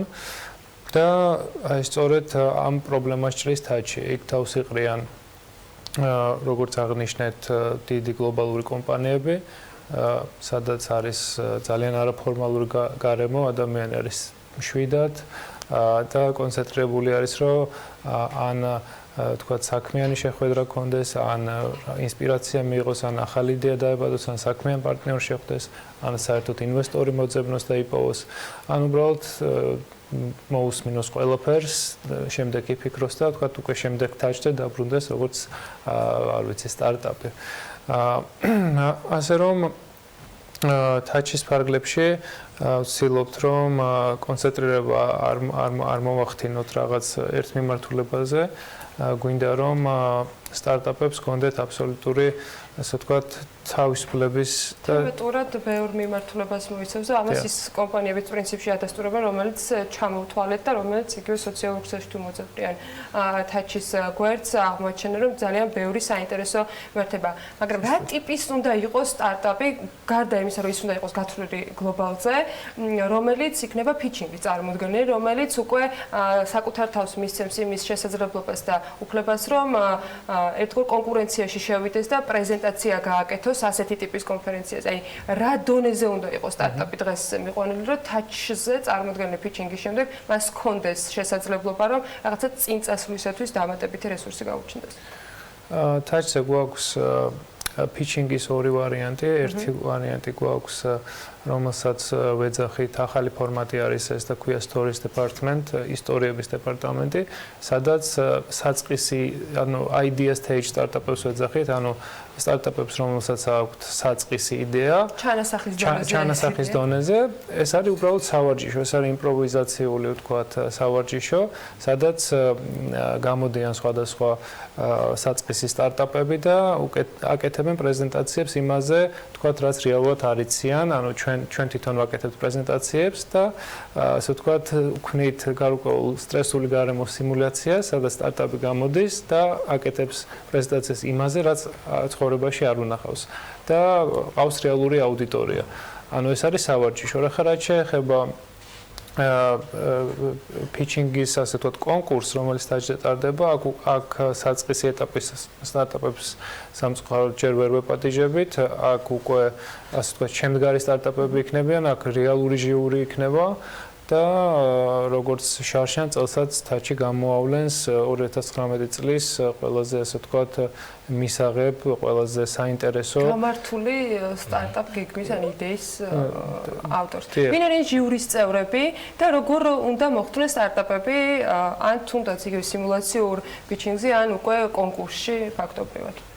როგორც გურიმ აღნიშნა, წელს seed stage სტარტაპებს ვიღებთ, ანუ რომლებსაც უკვე რაღაც ისტორია აქვთ, რადგან გარშემო და თაჩთან დაკავშირებულ ადამიანებში არიან ინვესტორები, რომლებსაც უბრალოდ ძალიან ბევრი ფული აქვთ დაინტერესებთ, უბრალოდ ძალიან კარგი სტარტაპები, შესაბამისად ვეცადეთ, რომ მაქსიმალურად ამ დონის სტარტაპები ყოფილიყვნენ და რაღაც კრიტერიუმები შევიმუშავეთ, რომლებიც გაიარეს, სადღაც 20-მდე სტარტაპი შეირჩა, რომლიდანაც არიან როგორც ქართველები, ისე უკრაინული სტარტაპები, სომხური ან რეგიონი და ასე შემდეგ. გვინდა რომ ნენა საქართველოს გახდეს ჰაბი, საიდან შეიძლება კარი გავაღოთ სან-ფრანცისკოში ან ნებისმიერ იმ ადგილას, სადაც უფრო დიდი მასშტაბები. სტარტაპების შერჩევა უკვე დასრულებულია. თუმცა ყველა შეუძლია რომ მოვიდეს. დასწრება ნახოს გაიარონ, რადგან ეს აადვილებს შემდეგ პროცესებს და ეს ეხმარება ადამიანებს, რომ უფრო მალე მიხვდნენ, რომ ისინი არიან ამ სამყაროს ნაწილი და არ არის მათი პროდუქტი რაღაც ლოკალური განვითარებისთვის მხოლოდ.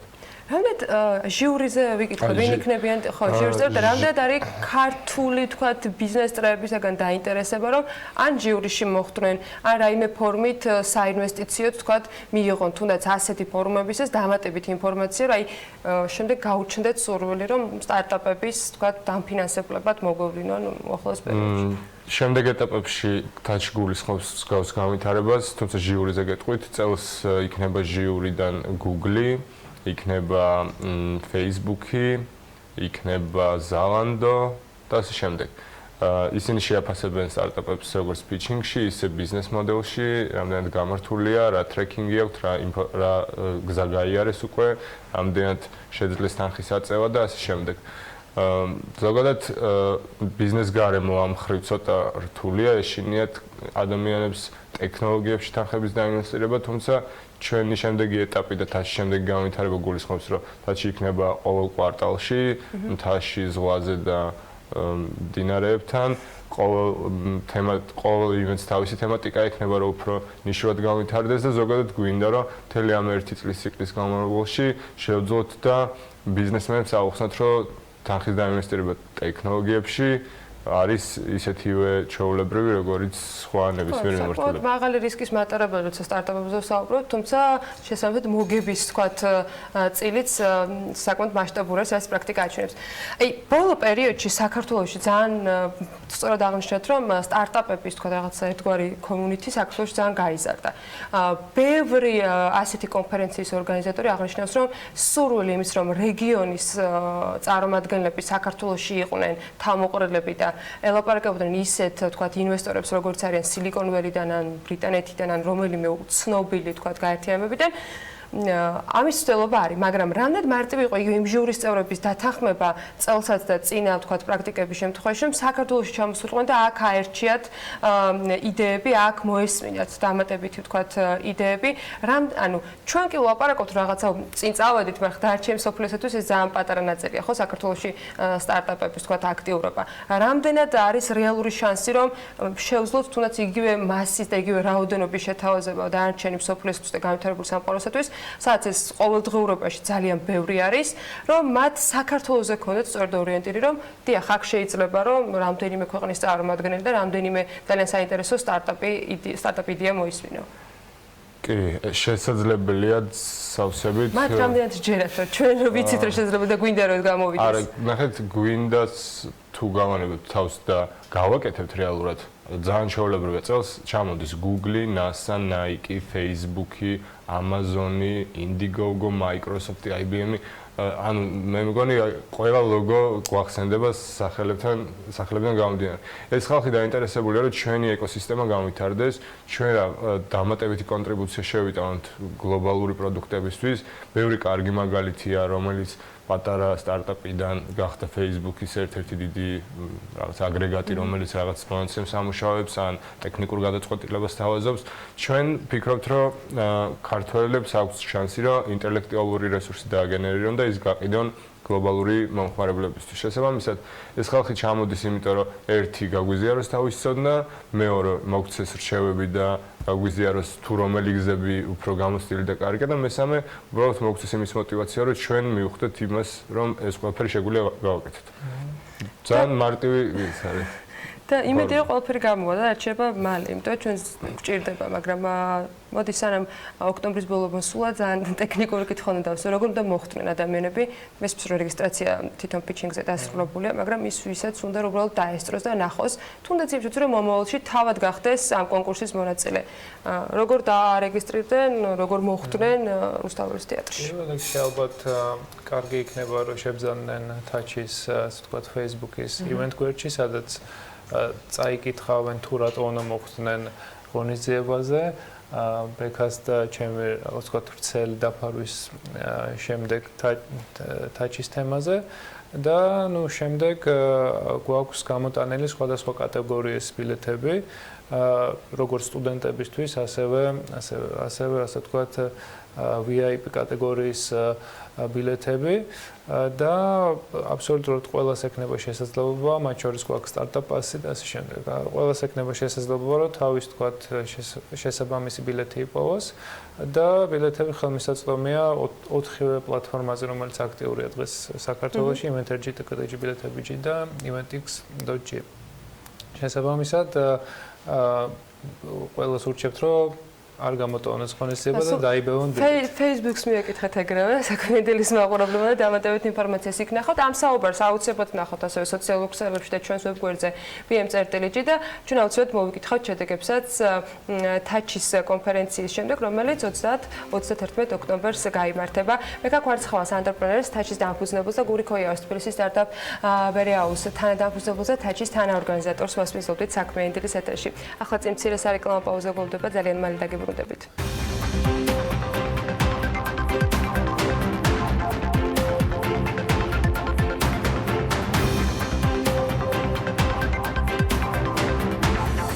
გადაცემის სპონსორია Nova. 200-ზე მეტი დასახელების ქართული პროდუქტი. მადლობა, რომ ირჩევთ ქართულს.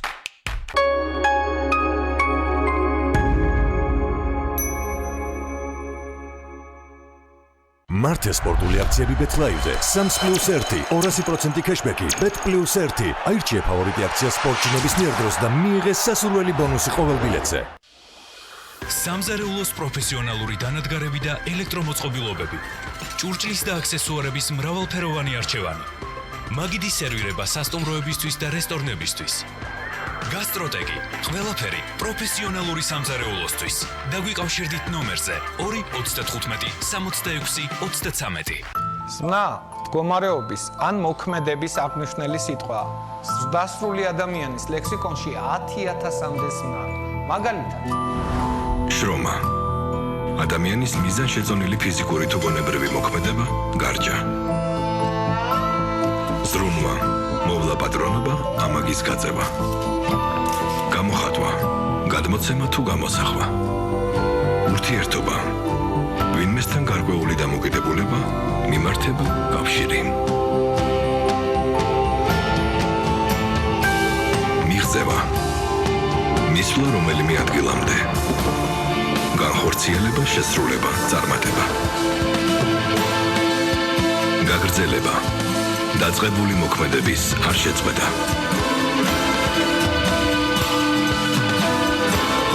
ცხოვრება არის ზმნა. იმოქმედე, არ გაჩერდე.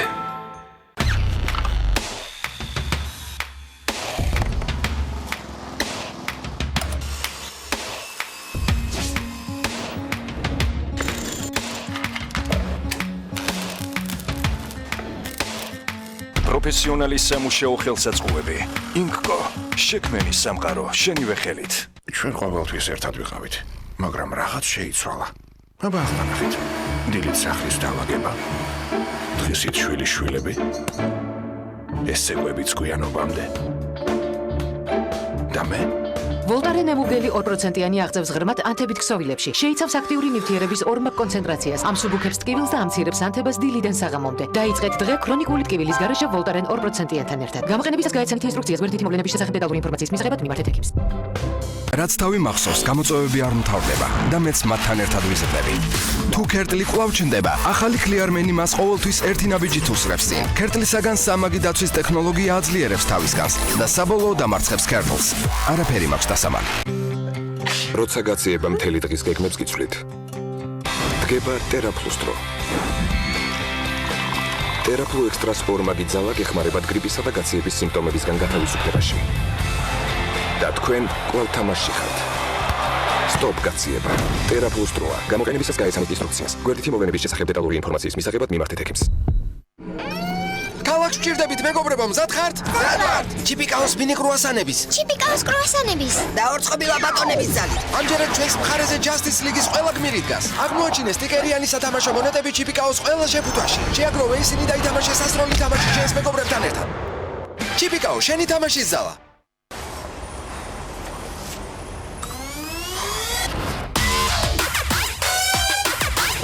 Pulse. დაიმოხდე. როდესაც სამგზავროდ მიეშურებით, არ დაგავიწყდეთ თან გაიყოლოთ Lace Sticks, რადგან მასთან ერთად არ მოიწყენთ და მათი გაზიარება შეიძლება მეტხანს. ბოლო გაჩერებამდეც კი. ახალი გემრიელი Lace Sticks, რომელიც გეყოფათ დიდხანს. ყოველი დღე უფრო გემრიელია ახალ Lace Sticks-თან ერთად. დიროლი. აღაფრთოვანებს გემოთი. დიროლი. აღაფრთოვანებს გემოთი.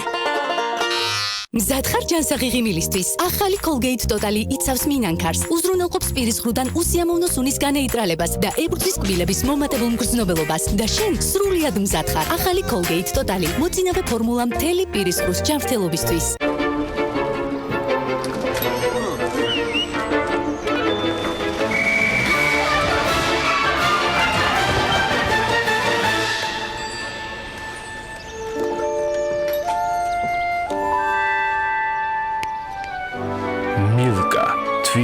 სინაზე. რა უფრო გემრიელია Coca-Cola-სთან ერთად? ქათამი. ხორცი. ქათამი. ნამდვილი დღესასწაული. ცხელია. დაბრაწული. გამაგრილებელი. რაც არ უნდა აირჩიო, Coca-Cola ყველა კერძს დღესასწაულად აქცევს.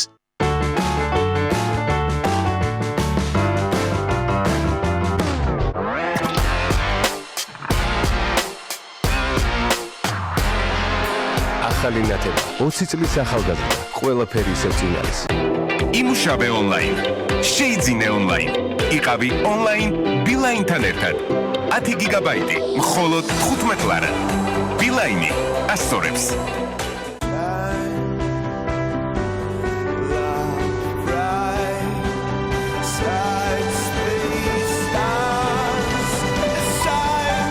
ევროპული ხარისხის LED განათება 5 წლიანი გარანტიით. ახალი შოურუმი ხიზანიშვილის რვაში. გაინათე ცხოვრება ვიტაკთან ერთად.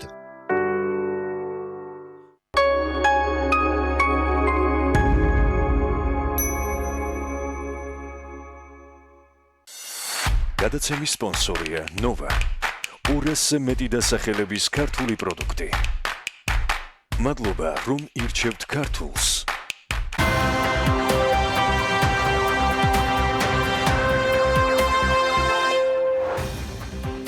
შეუწყოთ თუ არა მთავრობა ანაკლის კონსორციუმის ხელშეკრულებას დღეს ოფიციალურად უნდა გახდეს ცნობილი.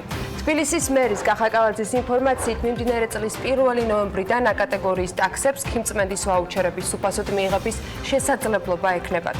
უშტელი მთავრობის ხდომაზე კახაკალაძემ თქვა, რომ თბილისის მერია EBRD-ის ფინანსური დახმარებით მეტროს 40 ახალი ვაგონის შესყიდვას გეგმავს.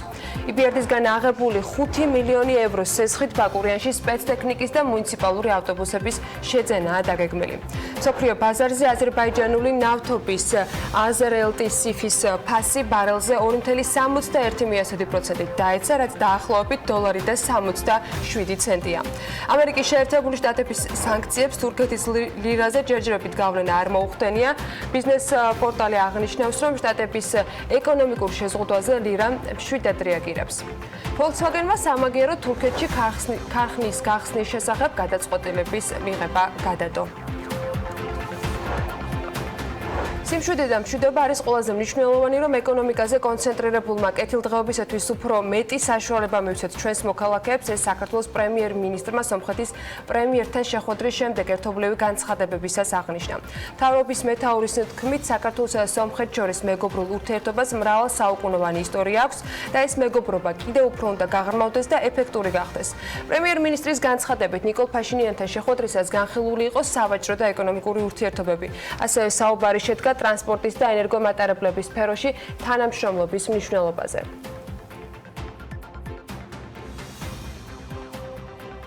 განაშენიანების რეგულირების გეგმის ფარგლებში ნარჩენების კონტეინერებისათვის ადგილების გამოყოფა სავალდებულო გახდა. თბილისის მერის განცხადებით ეს სიახლე მნიშვნელოვანი იქნება როგორც მოსახლეობისათვის, ასევე თბილ სერვის ჯგუფის წარმომადგენლებისათვის.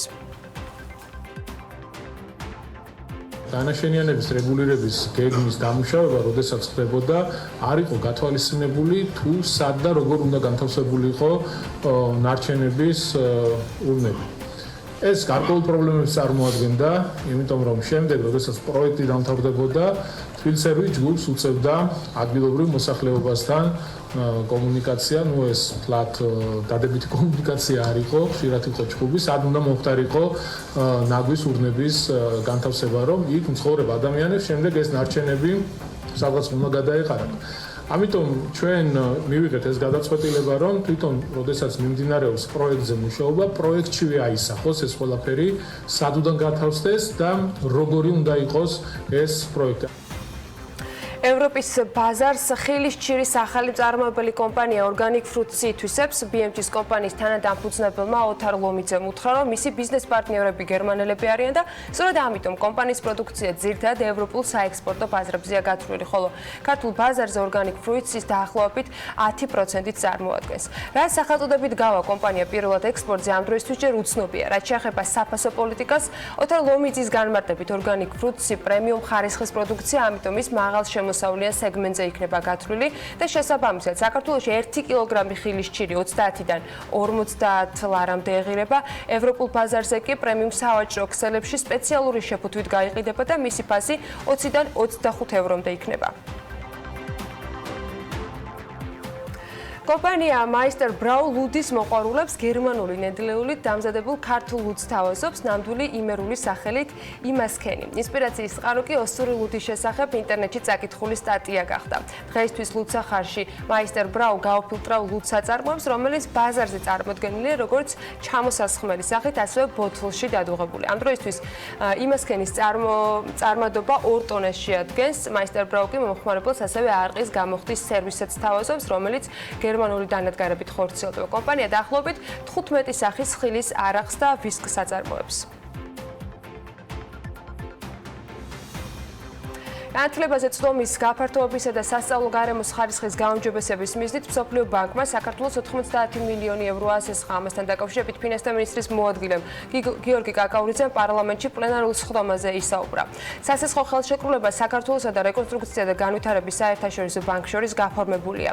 კაკაურიძე განმარტავს, რომ სესხი 2 ნაწილად გადმოგოცემა, საიდანაც 60 მილიონი ევრო სკოლების მშენებლობას მოხმარდება, თუმცა რეკონსტრუქციას და რეაბილიტაციას იგულისხმება ამაში 30 მილიონი ევრო კი უშუალოდ განათლების სამინისტროს მიერ განიკარგება როგორც ზოგადი, ასევე უმაღლესი განათლების მიმართულებით. საქსტატის მონაცემების მიხედვით 2018 წელს საქართველოში საფინანსო მომსახურების საქმიანობით დაკავებული 2096 საწარმო ფუნქციონირებდა, რომელთა დეკლარირებულმა შემოსავალმაც 5 მილიარდ 312 მილიონი ლარი შეადგინა. აქედან უდიდესი წილი, თითქმის 75% მიეკუთვნება საპროცენტო და მასთან გათანაბრებულ შემოსავლებს, საიდანაც 9.7% საკომისიოებზე მოდის, ხოლო დარჩენილი 15.3% სხვა სახის შემოსავლებზე ნაწილდება. 2018 წელს საფინანსო მომსახურების საქმიანობით დაკავებულ საწარმოებში დასაქმებულთა საშუალო წლიური რაოდენობა იყო 38000 ადამიანი, რომელთაგანაც 59.7% ქალი იყო. არაფინანსური კორპორაციების აქტივების მოცულობამ 2018 წლის ბოლოსთვის 61 მილიარდ 700 მილიონი ლარი შეადგინა, საიდანაც 6.6% უცხოური ვალუტით იყო გამოსახული. 2018 წლისთვის მთლიანი აქტივებიდან ფინანსური აქტივების მოცულობა 14 მილიარდ 300 მილიონი ლარია. არაფინანსური კორპორაციების ფასიანი ქაღალდების ღირებულებამ კი 2018 წლის ბოლოსთვის 2 მილიარდ 300 მილიონი ლარი შეადგინა. 2018 წელს ფინანსური აქტივების საერთო რაოდენობიდან მოკლევადიანი აქტივების მოცულობა 2 მილიარდ 400 მილიონი ლარი იყო. 2018 წელს სადაზღვევო კომპანიების მიერ გამომუშავებულმა პრემიამ 493 მილიონ 800 ლარი შეადგინა. სტატისტიკის ეროვნული სამსახურის ინფორმაციით, აქედან 40.9% მოდიოდა სამედიცინო დაზღვევაზე, 15.4% სახმელეთო სატრანსპორტო საშუალებათა დაზღვევაზე, 15.2% ქონების დაზღვევაზე და 7.3% სიცოცხლის დაზღვევაზე. დანარჩენი 21.6% უბედური შემთხვევების და სხვა სახის დაზღვევაზე ნაწილდებოდა. რაც შეეხება ზარალს, საქსტატის მონაცემებით 2018 წელს სადაზღვევო კომპანიების მიერ დამდგარი სადაზღვევო ზარალი იყო 329 მილიონ 300.000 ლარით განსაზღვრული, საიდანაც 51% სამედიცინო დაზღვევაზე მოდიოდა, 16.9% კი ქონების დაზღვევაზე, 13.8% სახმელეთო სატრანსპორტო საშუალებათა დაზღვევაზე და 2.9% სიცოცხლის დაზღვევაზე. დანარჩენი 15.8% უბედური შემთხვევის და სხვა სახის დაზღვევაზე ნაწილდებოდა.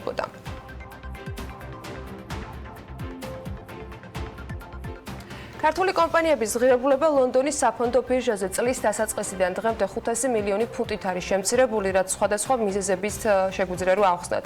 მამუკა ხაზარაძემ ბევრჯერ აღნიშნა, რომ ეს ყველაფერი TBC ბანკის გარშემო განვითარებულ მოვლენებს უკავშირდება. ჩვენ მისი გადამოწმება გადავწყვეტეთ, ლევან თაღიაშვილი არკვევდა თემის დეტალებს და ის მოგიყვებათ ექსპერტების და შეფასებებს არსებული საკითხის გარშემო, რაც ცვლილება განიცადეს კომპანიებმა ლონდონის საფონდო ბირჟაზე და როგორია მათი ამჟამინდელი მდგომარეობა.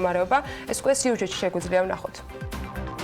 საქართველოს ბანკმა ფინანსური სიძლიერის. ქართულმა კომპანიებმა ლონდონის საფონდო ბირჟის კარი პირველად 2007 წელს შეაგეს, როდესაც საქართველოს ბანკის IPO განხორციელდა. საქართველოს ბანკი უკვე ლონდონის საფონდო ბირჟის პრემიერ ლიგაშია. მას შემდეგ ბევრმა წყალმა ჩაიარა. გადავიტანეთ 2008 წლის ომი, მსოფლიო ეკონომიკური კრიზისი. შევცვალეთ ხელისუფლება და მოვედით ისე, რომ ქართული კომპანიების ფასი ლონდონში მცირე ჩავარდნების გათვალისწინებით მაინც იზრდებოდა.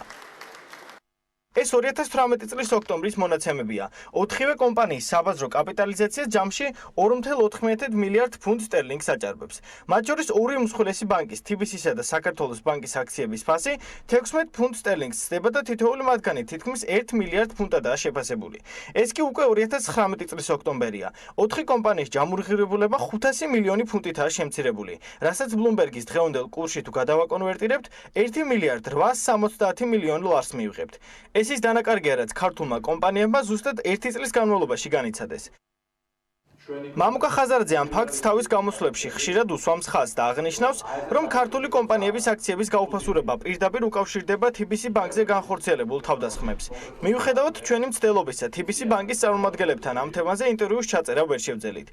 Galten Tagardis მმართველი დირექტორი ოთარ შარიქაძე კი ამბობს, რომ მსგავსი ტიპის მოვლენები კომპანიებზე ბუნებრივია გავლენას ახდენს, თუმცა ძირითადად გადამწყვეტ როლს მაინც გლობალური ინდექსების ტრენდი თამაშობს, რომელიც ამჟამად დაღმავალია და მსხვილ ინვესტორებს განვითარებადი ქვეყნებიდან ფულის შედარებით სტაბილურ ეკონომიკებში გადააქვთ.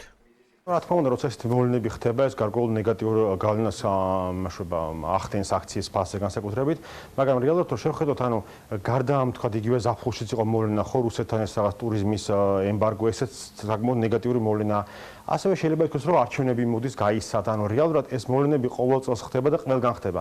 მაგრამ ასევე არ დაგვაგვიწყოს თქვა თურქეთი, დაძაბულობა თურქეთთან, რომელიც ომია სირიაში, ანუ რეალურად ძალიან ბევრი კითხვისჩანი ჩნდება რეგიონთან, იქიდან გამომდინარე, რომ ვოლატილობაა გასწილი. და რეალურად ხა თქვენ რო წარმოვიდგინოთ მაგალითისთვის, საქართველოს ბანკი და TBC საკმაოდ ძვირად ღირებული კომპანიები არის, დღესდღეობითაც კიდე რჩება, მაგრამ ევროპული ბანკები, რომელიც არიან მინიმუმზე დასულები, ინვესტორი აკეთებს არბიტრაჟს, რომ დღეს გავყიდი ქართულ კომპანიას ძვირად, გადავალ ევროპულ აქციაში და ის რო წამოიწევა, მე გადმოვაყენა რეალურად არბიტრაჟია ჩვეულებრივი. მისივე თქმით, ქვეყნის მიმართ ინვესტორებს კვლავ გააჩნიათ ნდობა და ამის დასტურად S&P-ს მიერ გაზრდილი რეიტინგის გამოდგება. რეალურად ინვესტორები, რომელიც უყურებენ საქართველოს და უყურებენ თქვა იგივე აქციებს, ალბათ ყველანაირად უყურებენ 4 კომპანიას უყურებენ ერთნაირად. იმიტომ რომ მეორე მხრივ შეხედოთ, მაგალითად თუ შეხედოთ ევრობონდებს, ანუ იგივე საქართველოს ნავთობის კომპანიას, რკინიგზას, საკმაოდ კარგი მდგომარეობა ამ კუთხით, ანუ რეალურად ის რისკი, რომ ქვეყნის აღარჯერად ინვესტორებს არ გვაქვს, რეალურად იგივე ჩანს რეიტინგის გაუმჯობესების კუთხით, S&P-მ რამოდენიმე დღის წინ გაუმჯობესა ჩვენი რეიტინგი, რეალურად ფუნდამენტურად ქვეყანაში არაფერი, ანუ ნეგატიური არ ხდება. რაც არ უნდა იყოს, ფაქტი ერთია, რომ ქართულ კომპანიებს ლონდონის ბირჟაზე კარგი დღე ნამდვილად არ უდგათ. იქნება ეს ხაზარაძე ჯაფარიძის საქმე თუ გლობალური ეკონომიკური ტენდენციები, ფაქტია, მათ წინანდელი მდგომარეობის დასაბრუნებლად დიდი დროის და ძალის ხმევის დახარჯვა მოუწევთ.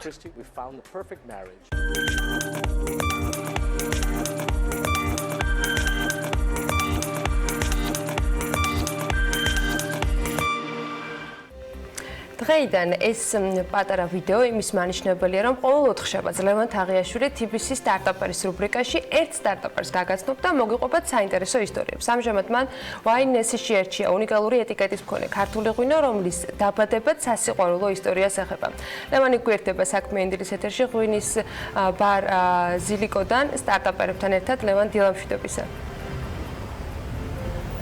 დილამშვიდობის, ანა მევესალმებით ჩვენს მაყურებელს. შენ სწორად აღნიშნე, ამჟამად ვიმყოფებით ბარნოვის 64 ნომერში, კაფე ბარ ზილიკოში, სადაც იმყოფებიან ჩვენი TBC სტარტაპერის რუბრიკის პირველი სტუმრები, აი ამ მშვენიერი ეტიკეტის და ღვინის შემქმნელები და იდეის ავტორები. ამ უნდა ვაღიარო, რომ ძალიან ბევრ სტარტაპერთან მქონია შეხება, მაგრამ ეს გახდა ჩემი ერთ-ერთი საყვარელი და ფავორიტი სტარტაპი, გამომდინარე მათი შექმნის ისტორიიდან, რომელსაც ეხლა დათო და ანა თავად მოგვიყვებიან. დილამშვიდობის. მე მაყურებელს უკვე ვუთხარი, რომ თქვენ ჩემი ერთ-ერთი საყვარელი სტარტაპი ხართ თქვენი შექმნის ისტორიის გამო და მოდი დავიწყოთ ამ შექმნის ისტორიით. როგორ გახდა სასიყვარულო ისტორია YNS-ის? კი, იმიტომ რომ მართლა ინტერნეტში და სოციალურ ქსელში ძალიან დიდი გამოხმაურება ჰქონდა ამ ისტორიას. დათო, შენიც დავიწყოთ. რეალურად ჩვენი ისევ იგივე ნაირად დავიწყოთ. ჩვენი ფრანგი მეგობარი, ახლო ფრანგი მეგობარი ჩამოვიდა საფრანგეთიდან და ქართული ღვინო მოეწონა ძალიან. ასევე მოეწონა ქართული გავიგოც. და არ იცოდა რეალურად როგორ ეთქვა, როგორ გამოეხატა საკუთარი გრძნობები ასეთ ამამად და ღიად. და მივედით იქამდე, რომ აი ქართული ღვინოთი უნდა გვეთქვა რაღაც სათქმელით ამამად. და ქართულ ღვინოზე დავაწერეთ ჯეტენ ფრანგულად, მაგრამ ქვემოთ დავუწერეთ ქართულად, ოღონდ მეგობრულად არ არის. ჩვენ როგორ დავეხმარეთ? კარგად ყოფილი, რომ გასაგები კონკრეტული მესიჯი. და ეს ისტორია გახდა შემდეგ YNS-ის შექმნის საფუძველი. მაგრამ რეალურად ემოციების გაზიარება. და რეალურად რასაც უკვე ჩვენ მეგობრებმა ნახეს, იმდენად მოეწონათ ეს იდეა ზოგადად, რომ მე წამოვიდა სერიოზული მოთხოვნა, რომ მსგავსი ეტიკეტებით გავაკეთებინა და მოვიფიქრეთ ესე, რომ ჩვენივე დიზაინები მიგვეკრა ღვინოებზე და გამოვიდა ესეთი YNS-ი. ძირითადად სასიყვარულო თემაზე არის თქვენი ეტიკეტი თუ სხვა თემებსაც ეხებით? რა თქმა უნდა, ნუ თავარი მოტივი, ასე ვთქვათ, გასდოს ისტორიისგან წამოსული სიყვარული, მაგრამ მეგობრული ის მესიჯებიც გვაქვს, რა თქმა უნდა, რაღაც მხიარული ეტიკეტების და გვაქვს კიდე პირადი ინდივიდუალური შეკვეთებით, თან მომხმარებელი რებსაც გთხოვს, იმას ვაწერთ. ესეც შესაძლებელია, ანუ უკვე არსებული ეტიკეტით შეძენა და მომხმარებელს თუ სურს საკუთარი უნიკალური ეტიკეტი, ესეც შესაძლებელია. მე როგორც ვიცი, თქვენ ძალიან დიდ ყურადღებას აქცევთ არა მარტო ეტიკეტს, არამედ ღვინის ხარისხსაც. ამაზეც ვისაუბროთ, საიდან ჩამოგაქვთ ღვინო და ჩვენი პრიორიტეტი მაინც ღვინო, იმიტომ რომ ღვინოა პროდუქტი, როგორ შეგვიძლია ღვინოს ეგ მეორე საკითხია, მაგრამ ღვინის ანუ ღვინო უნდა იყოს ძალიან მაღალი ხარისხი და ვფიქრობ თანდათან უახლოვდებთ იმ სტანდარტებს, რომელიც არის აუცილებელი იმისთვის, რომ ღვინო იყოს ძალიან მაღალი ხარისხის. თანდათან მუშაობთ ამ საკითხზე ისევ. ეხლა ჩამოგვაქვს კახეთიდან, სოფელი ძოლიანაკიდან, მაგრამ ხვეწავთ რა იყვარელში გვინდა რომ გავიდეთ უფრო და საკუთარი ვენაზეც ფიქრობთ, იმიტომ რომ გსურს რომ ჩვენი ვაგვინა ჩამოასხა და რეალურად ხალხს მთლიანად ჩვენი პროდუქტი მივაწერთ. ხო, რეალურად ვაინესი ჩამოასხა და არა. შენიერი, ძალიან კარგი გეგმები გაქვთ. ბიზნეს დაჯილდოებაზეც ვისაუბროთ, ერთ-ერთი მონაწილეები ხართ რასელით ამ პროექტისგან. ცხადია, დარწმუნებული ვარ, რომ ერთ-ერთი წარმატებული სტარტაპი იქნება და გამარჯვებასაც მიაღწევთ და ეს ღონისძიება და შემდგომ სხვა ივენთები როგორ დაგეხმარებათ იმისათვის, რომ განავითაროთ ვაინესი. ხო, ზოგადად მინდა ვთქვა, TBC არის ძალიან მოტივატორი იმის, რომ აკეთო ძალიან ბევრი რამე და ძალიან წისვლა გქონდეს ამ მხრივ და სტარტაპების მხრივ, იმიტომ რომ თავი მოტივატორი იყო ჩვენი. თავი მოტივატორი იყო, იმიტომ რომ ტრენინგები და ასე შემდეგ TBC-სგან და მე მივხვდი, რომ აი ეს მინდა რომ ვაკეთო. რაც შეეხება ბიზნეს დაჯილდოებას, ვფიქრობ, რომ ერთ-ერთი მთავარი მოტივატორია ის, რომ უფრო კარგად ვაკეთოთ ის საქმე, რასაც ვაკეთებ. ანუ ბიზნეს დაჯილდოება, პირველად ვიღებთ მონაწილეობას, იდეაში ძალიან პატარები ვართ 4 თვის ვართ და მაგრამ ფაქტია, რომ ამ 4 თვეში უკვე საზოგადოება ალაპარაკეთ, პირველი რაც თავარია, პროდუქტი კარგი გაქვთ. საზოგადოებას ის ემოციები თქვენ ხმამაღლა და დღიან. როგორც ვიცი, სხვა ტიპის ეხა საფერავი გაქვთ და სხვა ტიპის ღვინოსაც დაამატებთ, ხო, მომავალში? ტვიში ჩამოვიტანოთ და ესეც დავამატებთ და ასევე ძალიან დიდი მოთხოვნა როზეზე. ასე რომ როზესაც ვფიქრობთ. ხო, თეთრ ღვინოს ყავს თავის საზოგადოება მაინც. იმიტომ რეალურად შეიძლება ვთქვათ, რომ წითელი ღვინო არის ძალიან მოთხოვნადი და ძალიან კარგი, მაგრამ თეთრ ღვინოსაც ყავს თავის საზოგადოება და რა თქმა უნდა ამ ხალხისთვისაც მუშაობთ ჩვენ და ამიტომ მუშაობთ იმაზე, რომ თეთრი ღვინო ჩამოვიტანოთ თუ ახლოს მომავალში. დარწმუნებული ვარ, მაყურებელს მოუნდება გაგება თუ სად შეიძლება ღვინის შეძენა. მე უთხარი უკვე რომ ვიმყოფებთ ბარნოვის 64 ნომერში, კაფე ბარ ზილიკოში, რომელიც თქვენი ერთ-ერთი ძლიერი მხარდამჭერია. კი და თუ შეგვიძლია უთხრათ სხვა ადგილას სად შეიძლება ამის შეძენა, ინტერნეტით თუ არის შესაძლებელი და ფასით თუ არის შესაძლებელი დავასახელოთ. ინდივიდუალურ შემთხვევაში მე გვაქვს თავიანთ მითითებულ ადგილას, ასე ვთქვათ, მომსახურება საკმაოდ მაღალ დონეზე გვაქვს მაგ მხრივ და უფასო არის ხო მიტანა? კი, მიტანა უფასოა. თვითონ ღვინის ღირებულებას რაც შეეხება 30 ლარია, ჩვენი ეტიკეტით თუ შეიძლება, ხოლო ინდივიდუალური ეტიკეტის შეკვეთის შემთხვევაში უკვე 15 ლარია. მოდი ორიოდე სიტყვით დარწმუნებული ვარ, ბევრი სტარტაპერი გვიყურებს, ახლა ვისაც აქვს რაღაც იდეა, მათ მივცეთ გარკვეული мотиваცია უთხრათ რა სირთულეები შეიძლება შეხვდნენ, მაგრამ ამავდროულად რა ბენეფიტები არსებობს, როდესაც საკუთარ საქმეს იწყებ. პირველ რიგში, ანუ შიში არის, ასე ვთქვათ, თავარი мотиваტორი ამ შემთხვევაში, იმიტომ რომ უამრავი ადამიანისგან მოგდის ყველანაირი, ასე ვთქვათ, ფიდბექები და არ უნდა შეგაშინდეს არასდროს, რომ რეალურად მიყვე შენ იდეებს და მაქსიმალურად გამოავლინა, იმიტომ რომ ძალიან ბევრისგან გვესმა და რაღაც არ გამოვიდა და ამასაც სხვების გააკეთებდნენ და მაქსიმალურად ვეცადეთ, რომ ჩვენივე ხედვით მიგვეწოდებინა ეს მომხმარებლისთვის და მე მგონი ის, რომ ასევე მთავარია გვერდით ვინ ყავს რეალურად და ვისთან ერთად ქმნი ამ ყველაფერს, იმიტომ რომ ორივე თანაბარ ძალებს რო ავდებდეთ ამ ღვინოში, ნამდვილად არ გამოვიდა და ისეთი სახით როგორც დღეს არის. დათო, შენ სიტყვი, მე ბევრი ადამიანისგან გამიგონია, რომ აი ფინანსებზე ხელმისაწვდომობა, კონტაქტები, ინვესტორი არის საჭირო, მაგრამ ფაქტი არის, რომ თქვენ გარკვეულწილად თქვენი мотиваციით და საკუთარი სახსრებით შეძელით, რომ უკვე წარმატებული სტარტაპი. საიდან დავიწყე, ეს 5 ბოთლი საფერავი, 5 ლიტრი ღვინო. აქედან გამომდინარე, მახსოვს ის წარსული რაც იყო მართლა მინიმალური რესურსები, რაღაც 200 ლარი, რომელიც რაღაც ხელფასი ავიღე და გადავიდე იმისთვის, რომ რაღაც ჩემი საქმე უნდა ვაკეთო. რეალურად წინ უძღვოდა ამას ძალიან ბევრი მუშაობა, ის 2 წლიანი საელექსარაციო პროგრამები, სტარტაპერის კურსები და ასე შემდეგ. ანუ ძალიან ბევრი მუშაობა საჭირო იმისთვის, რომ რაღაც მიზანს მიაღწიო. მაგრამ ეს მიზანი არის ყველაზე მთავარი мотиваტორი, რატომაც შეიძლება აკეთო რაღაც ახალი და რაღაც ინოვაციურს დავარქმევდი წინაზეც ტექნოლოგიებში, მაგრამ ვფიქრობ, რომ რეალურად ღვინოში ინოვაციას ვაკეთებთ რაღაც დოზით. კი. დაუცლებელია ყოველთვის გაითვალისწინა რისკებიც, მაგრამ არ შევშინდე ყველაფერს. და ბოლოსკენ მინდა წავუყვანოთ ჩვენი საუბარი, ექსპორტზე გასვლას თუ აპირებთ და თუ ფიქრობთ, რომ დაუშვათ რამდენიმე წელიწადში უკვე ქართული ღვინო უნიკალური ეტიკეტით გავიდეს თუნდაც ევროპაში ან ჩინეთში ან ამერიკაში ან სხვა ნებისმიერ სახელმწიფოში. ხო, ანუ ფიქრობ ამაზე, ანუ მუშაობთ ამ საკითხზე, იმიტომ რომ დაინტერესება საზღვარგარეთიდან არის, იმიტომ რომ კანადაში გავაგზავნეთ რამდენიმე ბოთლი, ასევე გავაგზავნეთ ავსტრიაში, ფორუმზე, სადაც 120 ქვეყნის წარმომადგენელი ესწრებოდა 5000-ამდე ადამიანი. ასევე გავაგზავნეთ ბელგიაში და საფრანგეთში თავისთავად, საფრანგეთიდან ნახოთ ყველანაირი სტანდარტების დაცვით იქ სხვადასხვა დეტალები იყო, რასაც გჭირდება სხვა ქვეყანაში გადაიტანა მით უმეტეს ღვინო, აუცილებელია გარკვეულ სტანდარტებში მოექცეს, რომ ეს ყველაფერი დაცული. წარმატებებს გისურვებთ. ძალიან მიხარია, რომ TBC სტარტაპერის რუბრიკის პირველი სტუმრები თქვენ იყავით და იმედი მაქვს, რომ თქვენი мотиваცია და თქვენი ისტორია მისცემს დასაბამს სხვა სტარტაპებისაც და ადამიანები შექმნიან საკუთარ ბიზნესს და დაიწყებენ საკუთარ საქმეს. მადლობა. ეს იყო სტარტაპი ვაინესი და TBC სტარტაპერის რუბრიკა. იმედია ლევანი ფხიზელი დაგვიბრუნდება სხვა დანარჩენთან დაკავშირებით. ბევრს მოგვიყვება ყოველ ხუთშაბათს დანარჩენზე რა გითხოთ? თქვენ შეფასებებს ველოდებით მათ შორის Facebook გვერდზე. ლევან თაღიაშვილი მას მისლობდა დავით მიგინეშვილს ვაინესის დანადაფუძნებელს და ანა ქურდაძეს ვაინესის კიდევ ერთ დანადაფუძნებელს წარმატებები მათ ასთარაჩეულებრივ იდეაში, რომელიც მართლა საინტერესო იდეით არის დაწყებული და ძალიან საინტერესო გაგრძელება აქვს.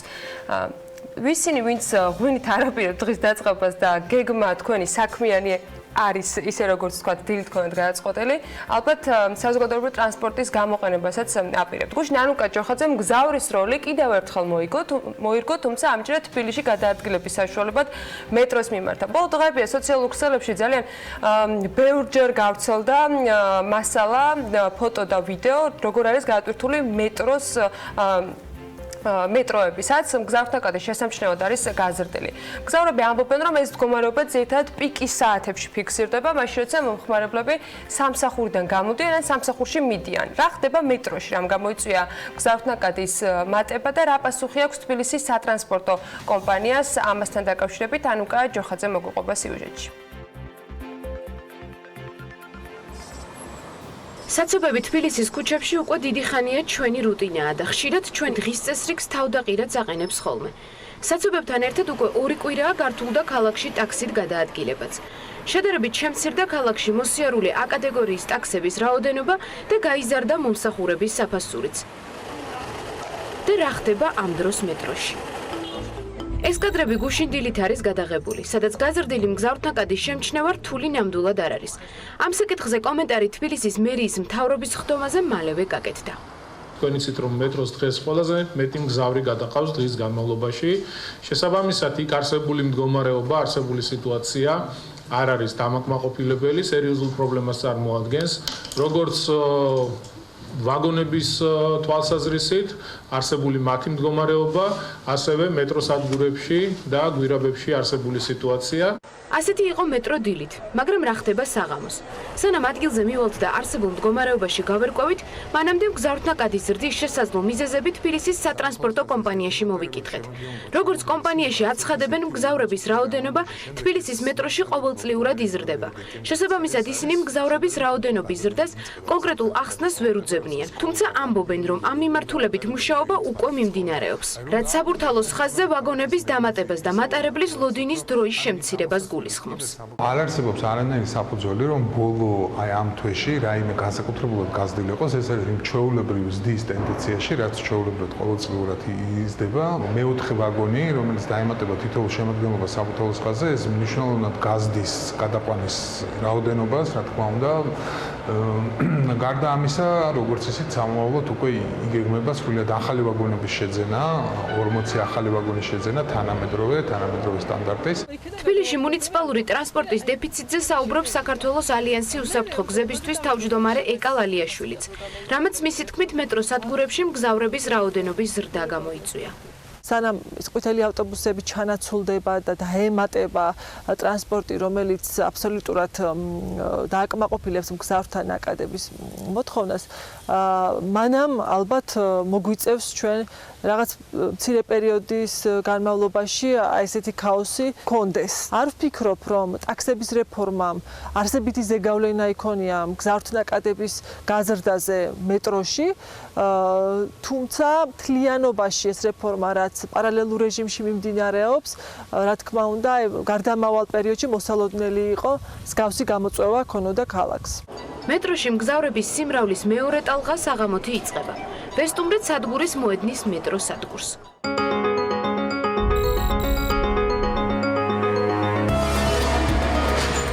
ყველაფერი მაშინ იწყება, როცა საბურთალოს ხაზიდან მომავალი ვაგონი სადგურის მოედანზე გაჩერდება. გაიღება ვაგონის კარები და ჩქარინაბიჯით მოსიარულე მგზავრები ერთმანეთში ქაოსურად აირევიან. თბილისის მეტროს სადგურებში მგზავრთნაკადი ყოველწლიურად დაახლოებით 7%-ით იზრდება, შესაბამისად მეტროს სადგურებში ჭარბმგზავრიანობა გასაკვირი ნამდვილად არ არის. განსაკუთრებულად ეს ტერიტორია, როგორც თქვენ ხედავთ, პიკის საათებში იტვირთება, როცა სამსახურში მივდივართ ან სახლში ვბრუნდებით.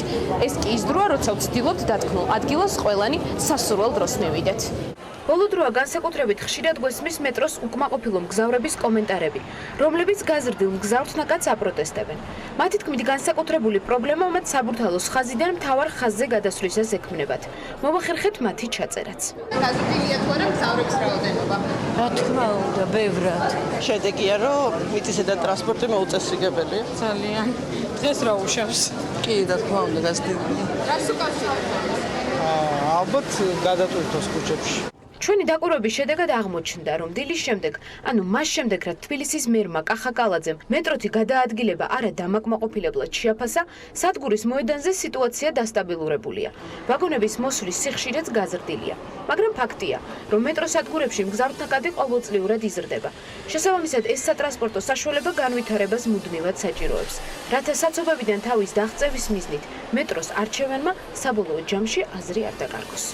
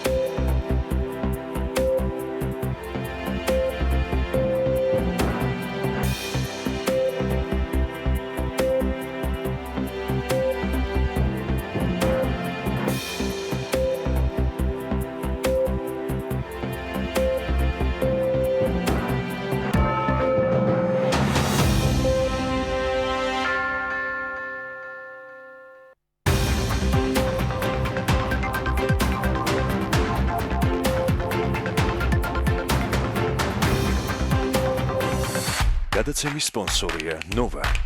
200-ზე მეტი დასახელების ქართული პროდუქტი. მადლობა, რომ ირჩევთ ქართულს.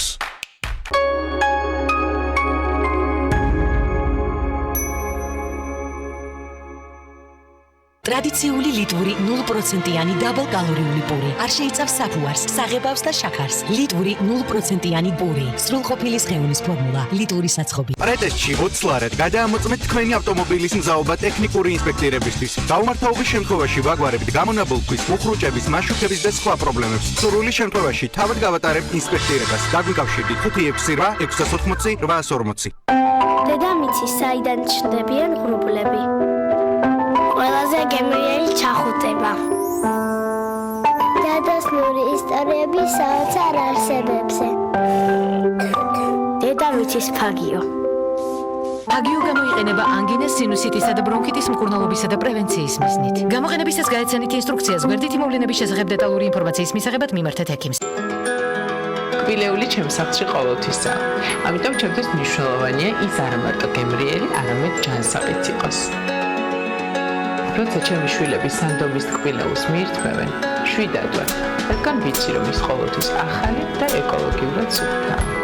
სანდომი ფართო ასორტიმენტს გვთავაზობს და არჩევანშიც არ ვარ შეზღუდული.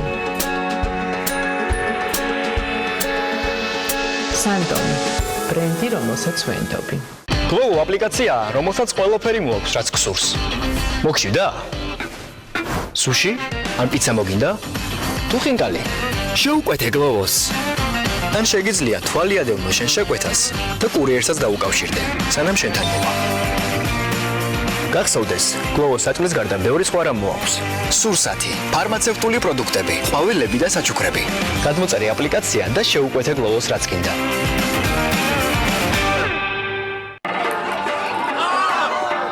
აბა მეგობრებო, გაქვთ ახალი იდეები ფანტასტიკური ფანტას რეკლამისთვის? ბიჭი swams ფანტას და ფანტასტიკური შეგრძნებები ეუფლება. გარშემო მხოლოდ ხილს ხედავს. შუშხუნის ხმა ესმის. და წყურვილისგან მზად არის ფანტასტიკურად არომატული ფანტა მთლიანად დალიოს. გადასარევი. მგონი ეგ არის. მე ასე არ ვფიქრობ. გახსენი ფანტა და გაიმძაფრე შეგრძნებები. ფანტასტიკურად არომატული ფანტას გემოთი. თქვენი ცხვრი დახმარებას ითხოვს. მე ვარ ოტრევინი, ცხვრების ჟინი. აქ ჩვენ გვჭირდება მაგია, უпроსორედ მეცნიერება. მადლობა. სპრეი ოტრევინი მენთოლით და ევკალიპტით მოქმედებას იწყებს წუთებში და გრძელდება 12 საათამდე. წასვლის დროა. ოტრევინი და თქვენი ცხვრი სუნთქავს თავისუფლად. გამოყენებისას გაეცანით ინსტრუქციას გვერდითი მოვლენების შესახებ დეტალური ინფორმაციის მისაღებად მიმართეთ ექიმს. Let's go.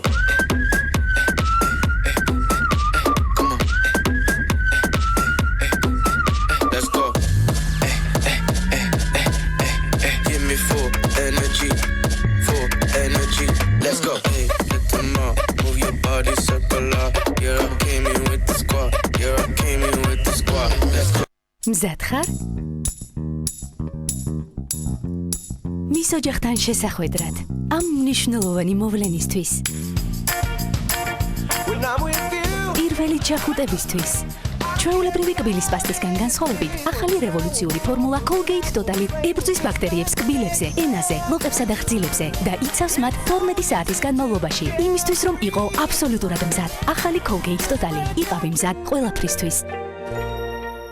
იცოდით, რომ რადგან პროთეზი კბილებისგან განსხვავდება, სპეციალურ მოვლას საჭიროებს. სოფლიოში მილიონობით ადამიანი ენდობა კორეგას პროდუქტებს. საწმენდი ტაბლეტი კორეგა ასუფთავებს უკეთ ვიდრე კბილის პასტა და ანადგურებს უსიამოვნო სუნის გამომწვევი ბაქტერიების 99.9%-ს. კრემი კორეგა უზრუნველყოფს მყარ ფიქსაციას მთელი დღით. უფრო სუფთა და კომფორტული პროთეზისთვის გახადეთ კორეგა თქვენი ყოველდღიურობის ნაწილი. იცით ჯადოსნური გემოს საიდუმლო მილკა ჩოკო კაო ზოგადად ყველაფერს ვაკონტროლებ ხოლმე მაგრამ ერთხელ გადავწყვიტე ცოტა წამეძინა და აი რა მოხდა სამაგიეროდ ჩემმა პატარა სისუსტემ ორცხობილა გახადა ნამდვილად ცხაბრული აღმოაჩინე მილკას ორცხობილას ჯადოსნური გემოს საიდუმლო დეტალები რომელიც ერთად და ცალ-ცალკე ქმნის საერთო საქმეს იმ ღირებულებებს რომელსაც მოდუსის ქსელი უკვე 20 წელია ემსახურება ვაწარმოებთ საქართველოში ასევე მსოფლიო ბაზრიდან გაწვდით პროდუქციის მრავალფეროვან არჩევანს ჩვენი გუნდი გემსახურებათ უმაღლესი სტანდარტებით. ჩვენთვის მნიშვნელოვანია თქვენთან ურთიერთობა. მადლობა 20 წლიანი მეგობრობისთვის.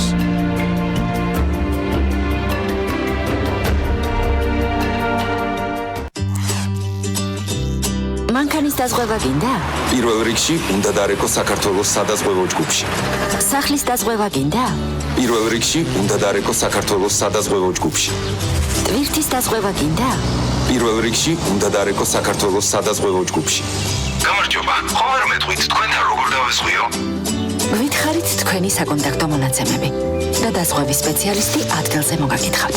ასევე შეგიძლიათ გადმოწეროთ IGG-ის აპლიკაცია, რომლის საშუალებით შეგეძლებათ როგორც დაზღვევა, ასევე ზარალის რეგისტრაცია.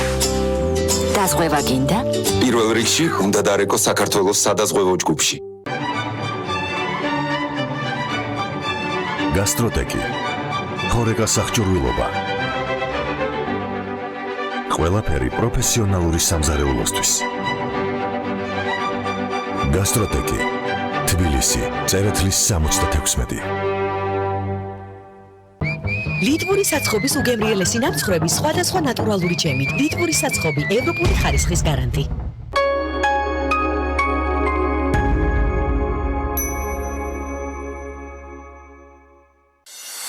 გადაცემის სპონსორია ნოვა. 200-ზე მეტი დასახელების ქართული პროდუქტი. მადლობა, რომ ირჩევთ ქართულს.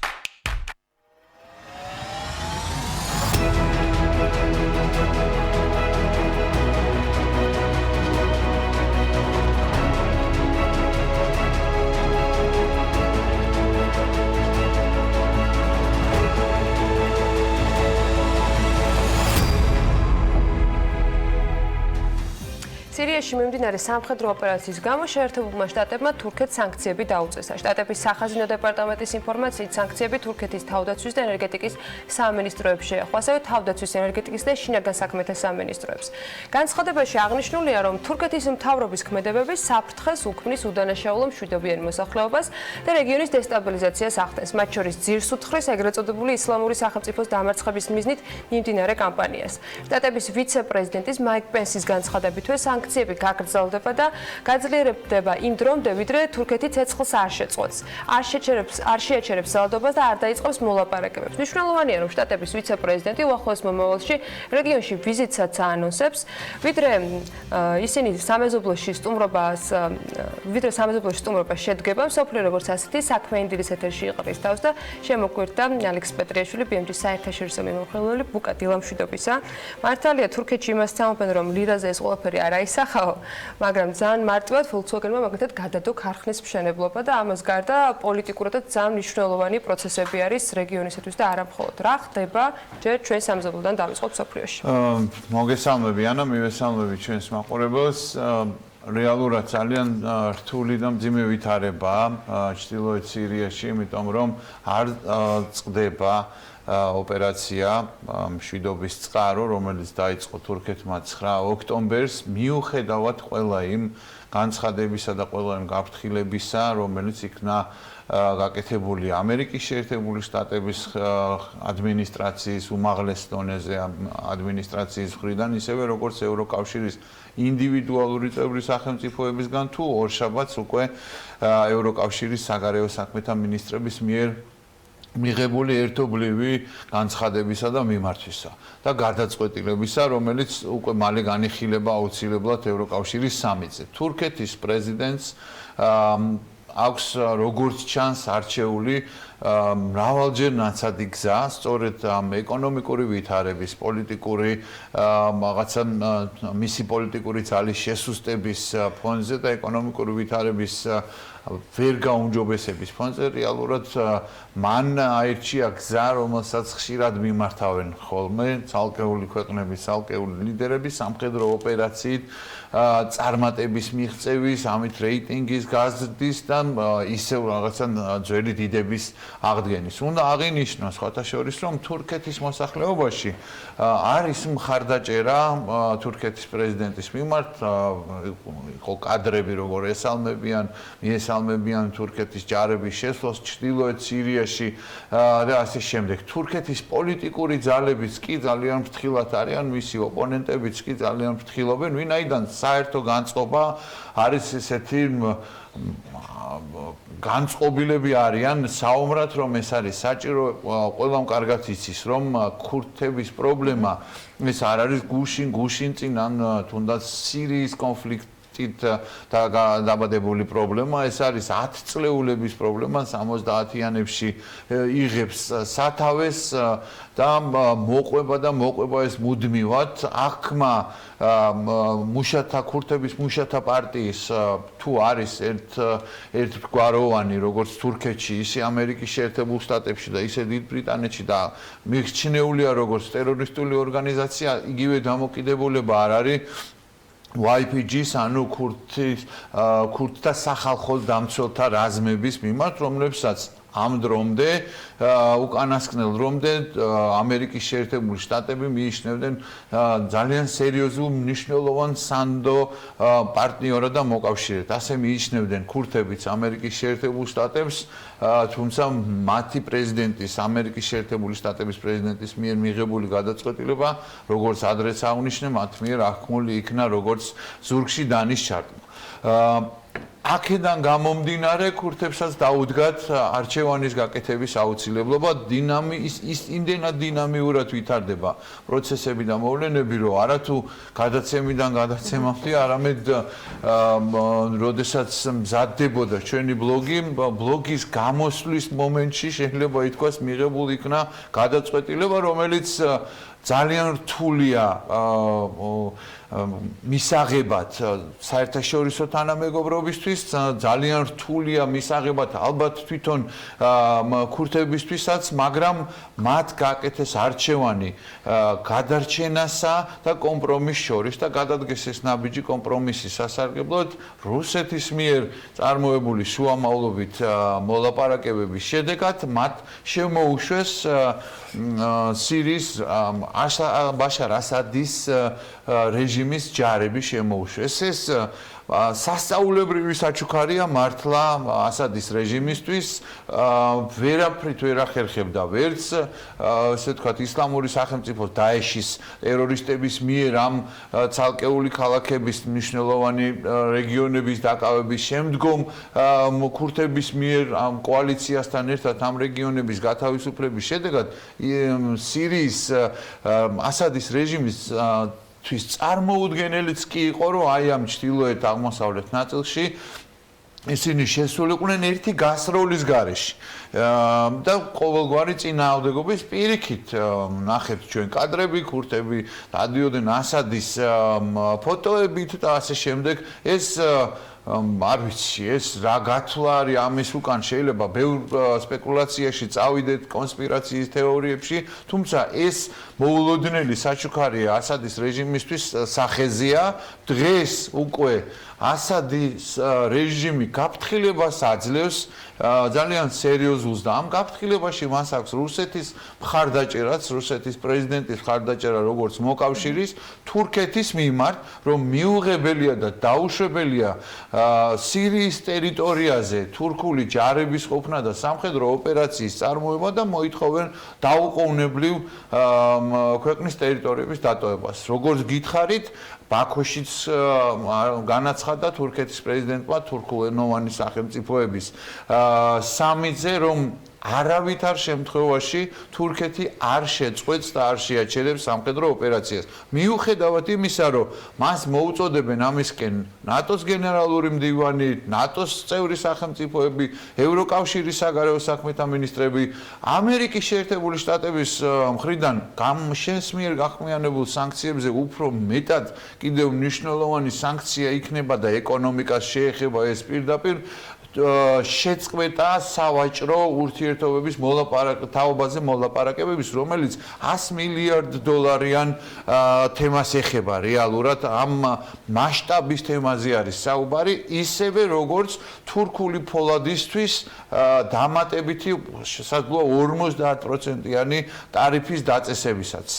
გამორიცხულია ამას მართლა გულწრფელად სამწუხაროდ ვიძახი, გამორიცხულია, რომ ამან გავლენა არ მოახდინოს თურქეთის ეკონომიკაზე და შესაბამისად აუცილებლად ეს სხვადასხვა ფორმებით იქნება ეს პოტენციური ინვესტორების მოზიდვა აქ, ჩვენი მოქალაქეების მხრიდან გადმორიცხვების განხორციელება, სამუშაო ადგილები შემცირდება, ლირას გაუფასურება მინდა ვივარაუდო და იმედი ვიქონიო რომ არ მოხდება, მაგრამ ყველაფერი მეტყველებს აქეთკენ რომ თუ არ შეძლება სამხედრო ოპერაცია.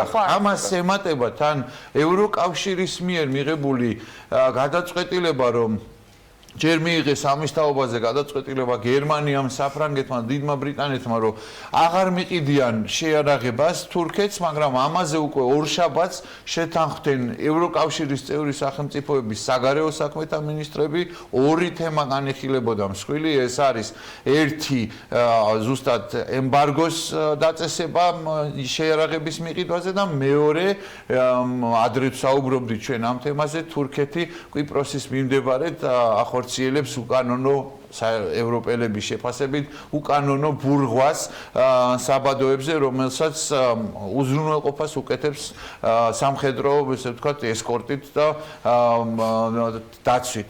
შესაბამისად, ძალიან რთულ კომპლექსურ სურათთან გვაქვს საქმე.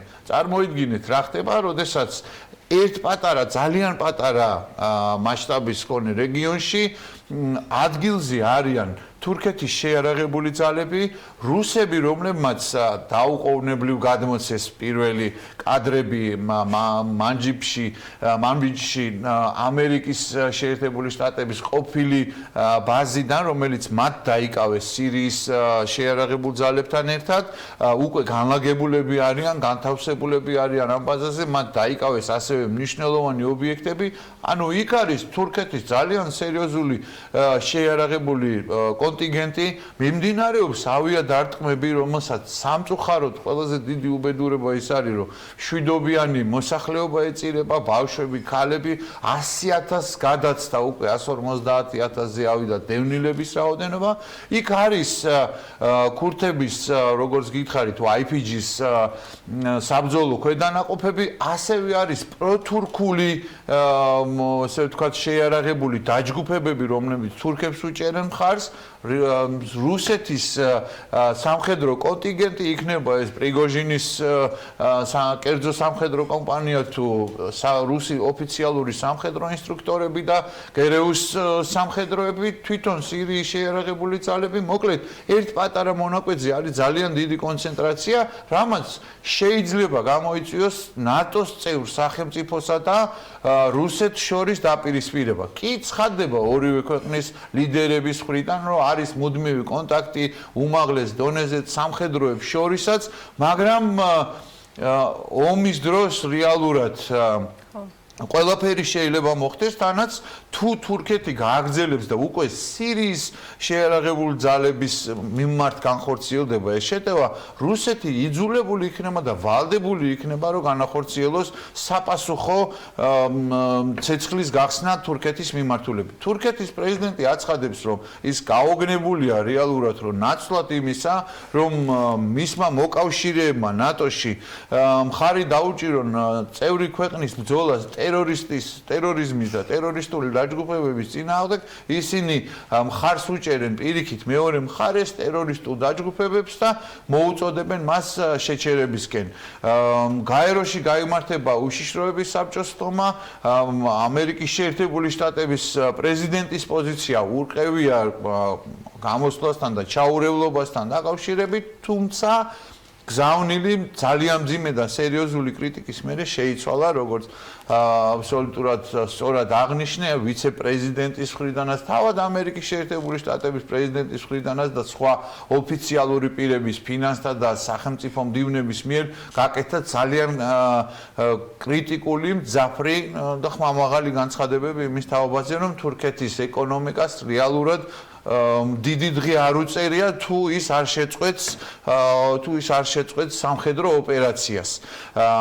კიდევ ერთი ძალიან მნიშვნელოვანი ელემენტი, რაც ყველაზე მთავარი და ყველაზე დიდი შეშფოთების საგანი არის, უკვე ხედავთ ჩვენ ვიღებთ ინფორმაციებს ISIS-ის, ისლამური სახელმწიფოს დაეშის მებრძოლების გაქცევის კადრებს, მათი გათავისუფლების კადრებს ქურთებმა, როგორც კი სამხედრო ოპერაცია დაიწყეს თურქებმა, განაცხადეს, რომ აღარ არის მათთვის პრიორიტეტი მათი დაცვა, იმიტომ რომ მათთვის პრიორიტეტია მათი ოჯახების დაცვა. დაიწყეს ტერორისტებმა გაქცევა ჯგუფებად საერთო ჯამში იქ კონცენტრირებულია დაახლოებით რო კონდეს წარმოქმნა ჩვენს მაყურებელს 10,000 პატიმარი, რომელიც იყო ISIS-ის მებრძოლი. მათ შორის არის მხოლოდ 2,000 უცხოელი მებრძოლი და დანარჩენი ყველა არის ადგილობრივი მებრძოლები. ხდება მათი გადინება უკვე ბანაკებიდან. სალკეულ შემთხვევებში ქურთები თურქებსაც აბრალებენ, რომ ისინი უწყობენ ხელს, რეალურად კი ნებისმიერ შემთხვევაში სარგებლობენ ამ სიტუაციით, ამ ვითარებით და ISIS-მა შესაძლოა ისევ მოახერხოს საკუთარი ძალების აღორძინება.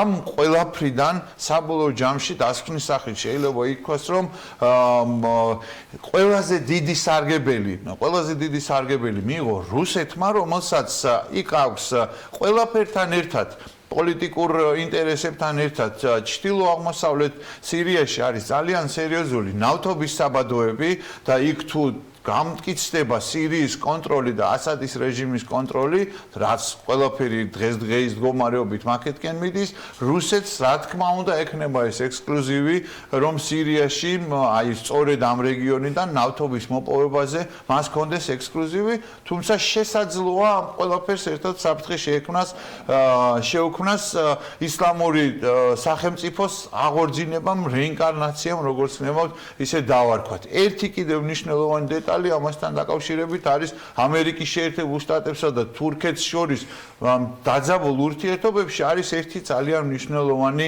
კომპონენტი მძევალი, რომელსაც ქვია სახელად 50 ბირთვული ბომბი, რომელიც არის ინჯირლიკში, თურქეთში განლაგებული ამერიკის სამხედრო ბაზაზე.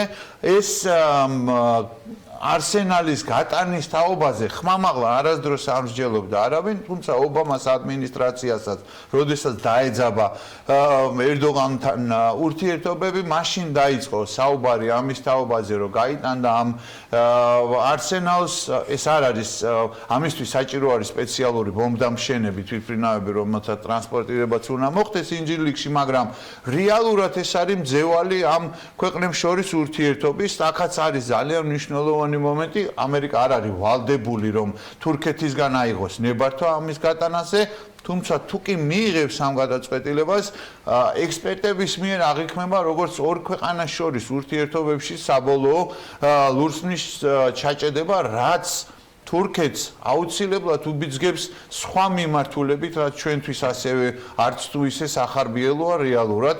ნატოში უნდა დაალაგდეს შიგნით ეს ურთიერთობები.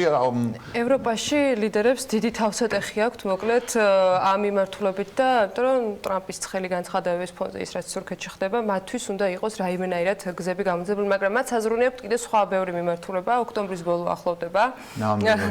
ჩვენ მაყურებელს ყოველ 4 შევას ვფიქრდებით, რომ Brexit არ იწურება და ეს თემა ისევ გაგრძელდება და ამაზე საფიქრალი მათ დღეს ასევე საკმაოდ ცხელ ტემპში აქვთ, იმიტომ რომ არ მიყვარს ხოლმე ეს NGO-ების წარმომადგენლების ჟესტიკულაცია, მაგრამ მართლა თითები უნდა გადავაჯვარედინოთ, იმიტომ რომ მიდის აქტიური, ინტენსიური მოლაპარაკებები და ბოლო განცხადებების შესაბამისად გვიან ღამემდე მიმდინარეობდა მოლაპარაკებები. არის პოზიტივი, არის შესაძლო შეთანხმების მიღწევის ფანჯარა და შესაძლებლობა, თუმცა ორივე მხარე აცხადებს, რომ ჯერ კიდევ ძალიან ბევრი მნიშვნელოვანი საკითხია შესათანხმებელი. ევროკავშირის მხრიდან მთავარი მომლაპარაკებელი მიშელ ბარნიე აცხადებს, რომ ყველა მხარე უნდა იყოს დარჩეს ამ შეთანხმებით კმაყოფილი, რომ ეს შეთანხმება შედგეს. აქ საქმე ეხება ევროკავშირს, საქმე ეხება დიდ ბრიტანეთს და საქმე ეხება, რა თქმა უნდა, ირლანდიას და ირლანდიელებს. ახალი ვერსიით შესაძლოა ირლანდიის კუნძულსა და ხმელეთს დიდ ბრიტანეთს შორის ზღვაში იქნას გავლებული ეს საზღვარი, მაგრამ იგივე პირობები, საბაჟო წესები გავრცელდეს ჩრდილოეთ ირლანდიის სივრცეში, რაც გავრცელდება დიდი ბრიტანეთისთვის, თუმცა ეს არასრული შეფასება იქნება დღეს მდგომარეობით რეალურად მიდის ძალიან სერიოზული მოლაპარაკება, რათა შედგეს შეთანხმება. ერთი რამ შეიძლება ძალიან ცხადად ითქვას, დიდი ბრიტანეთის დედოფლის ტრადიციულ ყოველწლიურ მიმართვაში უმთავრეს პრიორიტეტად იყო გამოკვეთილი ბრექსიტის რეალიზება.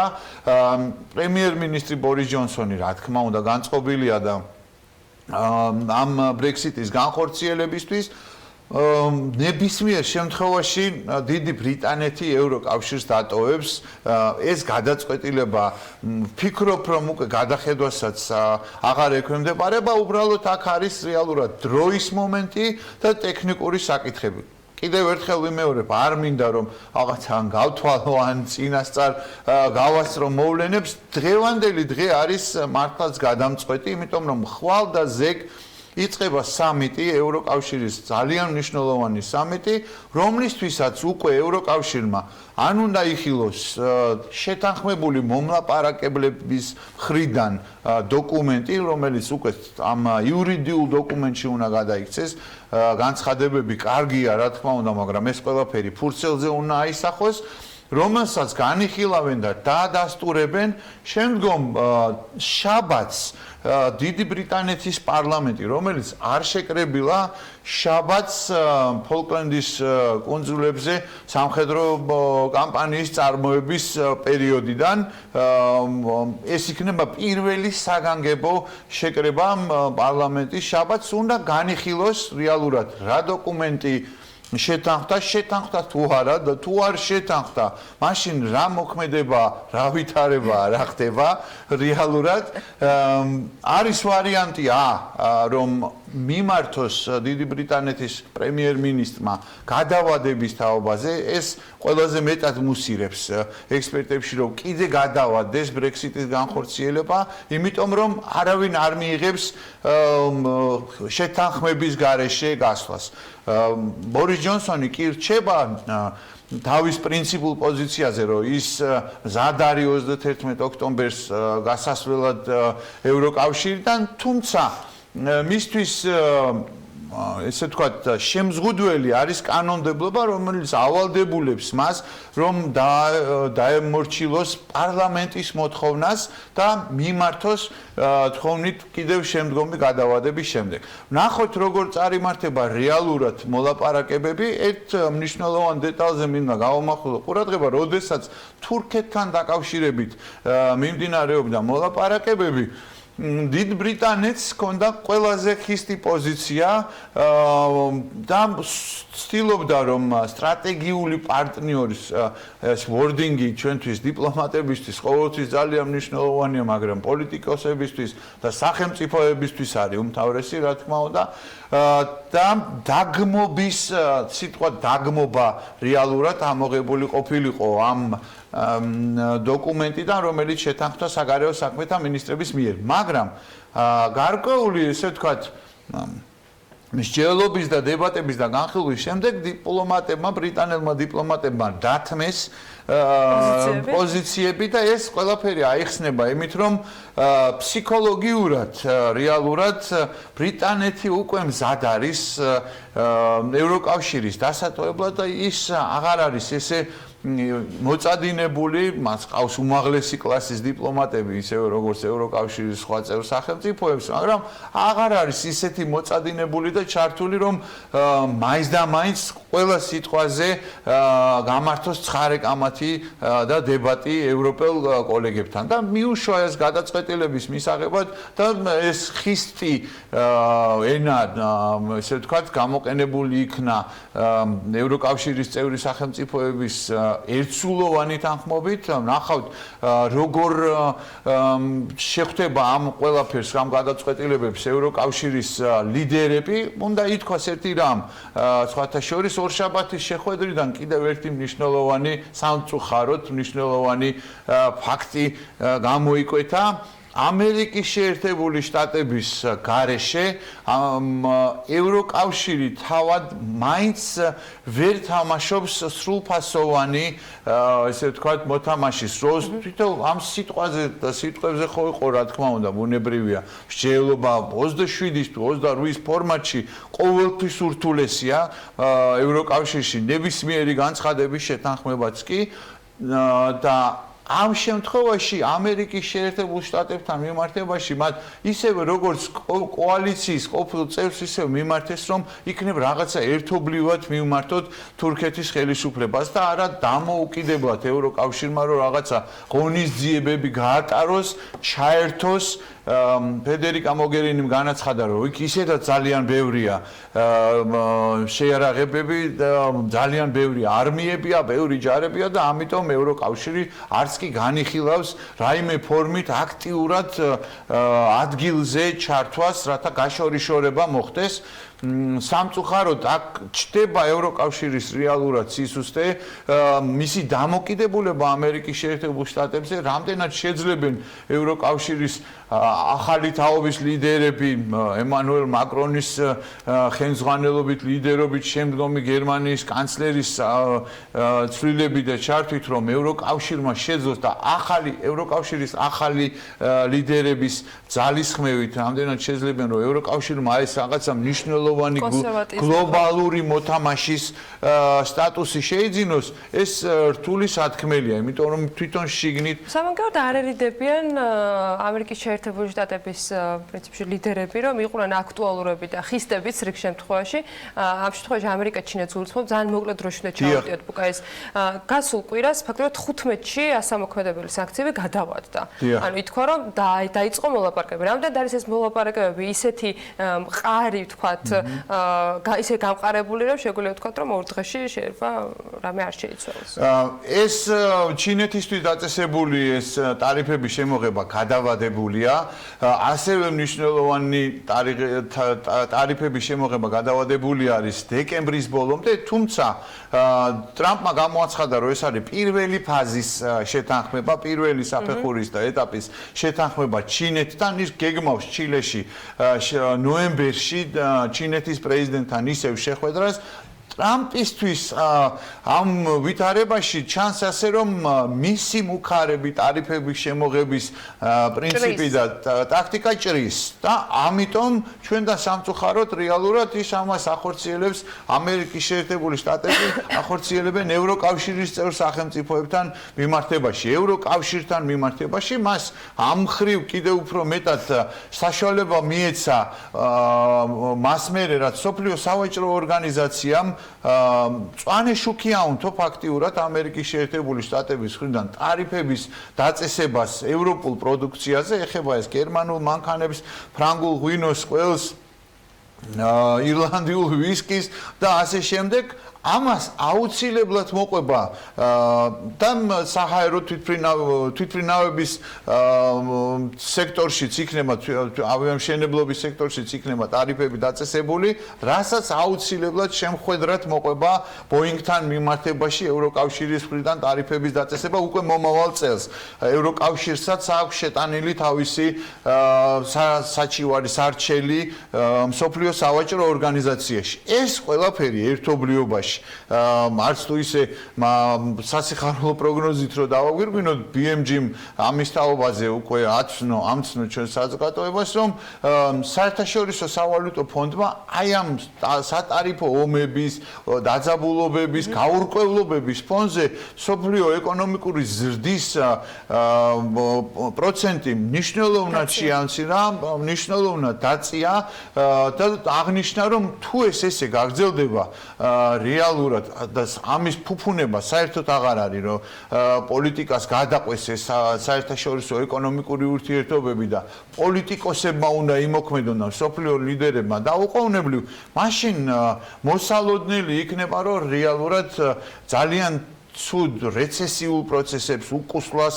შეიძლება კონდეს როგორც მთელ რიგ ინდივიდუალურად სახელმწიფოებში, ისე გლობალურ ეკონომიკაში. ჩვენ ამ დიდ სურათში გლობალური ეკონომიკის ჩვენ ძალიან პატარა ეკონომიკის პატრონები ვართ და თავარი და წამყვანი ადგილი მადლობა ღმერთს სამწუხაროდ თუ საბედნიეროდ არ გვექნება, მაგრამ აუცილებლად ეს ჩვენზეც აისახება საბოლოო ჯამში და ჩვენს ეკონომიკურ ზრდაზეც რეალურად. ზუსტად წუთ ნახევარში და გადავალოთ თვალი ხა ევროპას და შედარებით ახლო ევროპას, რაც ეხება უკრაინას, უკრაინაში პროცესები არ ცხრება, არის ძალიან მნიშვნელოვანი ნაციონალისტების მიერ აქტივობა, ისინი მრავალათასიან მიტინგებს ახორციელებენ, აორგანიზებენ ყოველდღიურად და მათ უკვე ბოლოს ულტიმატუმი მიცეს უკრაინის პრეზიდენტს ზელენსკის, რათა კანონში აისახოს, კანონმდებლობაში აისახოს და გამოირიცხოს უკრაინის პრეზიდენტის მხრიდან კაპიტულანტურ,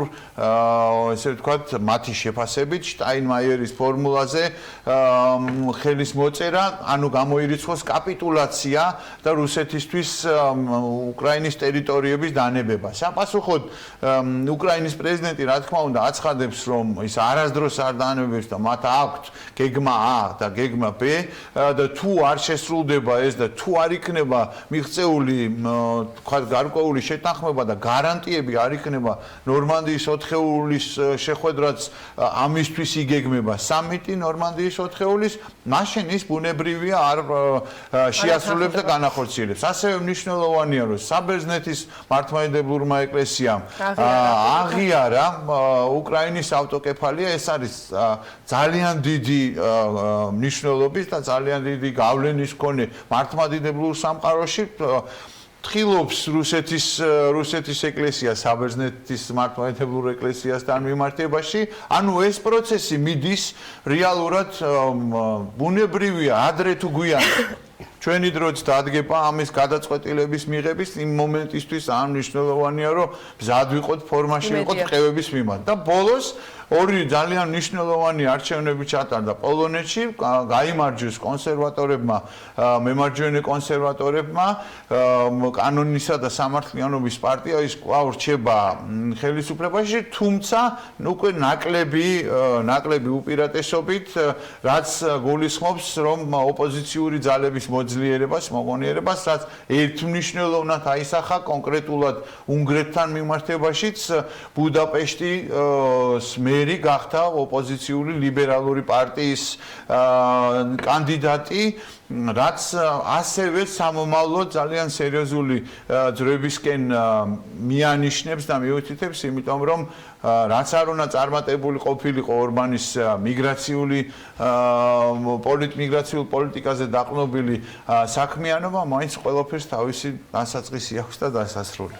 და ამით ვასწრებთ დღეს სოფლიო როგორც ასეთის მიმოხილვას, ოღონდ ეს გაგრძელდება და დაიწყება შემდეგ 4-შაბათს ჩვეულად ბუკა პეტრიაშვილი BMG საერთაშორისო მიმოხილველის 4-შაბათის ეთერებს უნდა დაალოთ აუცილებლად და იქამდე იკითხოთ Forbes-ზე გამქვეყნებული ბლოგები, რომელსაც ასევე ძალიან საინტერესო თემატიკით გთავაზობთ. წინ ახლა სარეკლამო პაუზა გველდება და რამდენიმე წუთში დაგიბრუნდებით.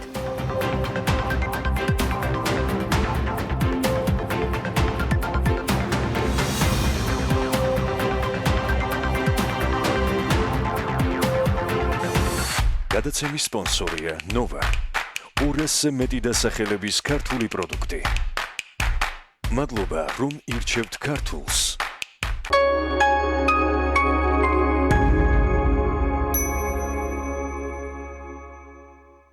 იცი რა არის გალფ კლუბი? გალფ კლუბი არის ზრდადი ფასდაგლების და დაგროვების ბარათი. აგროვებ ქულებს და იღებს სპეციალურ შემოთავაზებებს პარტნიორი ორგანიზაციებისგან. ქულები ტყიდულობ საწვავს ან ნებისმიერ პროდუქტს გალფ სტორის ქსელში. იხდი კომუნალურ გადასახადებს. მონაწილეობთ სხვადასხვა აქციებსა და გრანდიოზულ გათამაშებებში. გალფ კლუბი არის მობილური აპლიკაცია. SMS რეპორტინგი, 15 თეთრი ფასდაგლება ყოველ კვირადღეს, 50%-იანი ფასდაგლება ჰოთ-დოგსა და ყავაზე. გაორმაგებული ქულების აქციები, გათამაშებები, ახალი შესაძლებლობები და ეს ყველაფერი ერთ ბარათში. Golf Club. ყველაფერი რაც თქვენ გჭირდებათ. ლუკიჩ, ამ სათამაშოს გაგატა ნინი გამებუტა და იქნებ შემირიგდეს რამ. ეს პლატ ჩემს გიუნას ჩაუტანე რომ პირი ჩაიტბარონოს.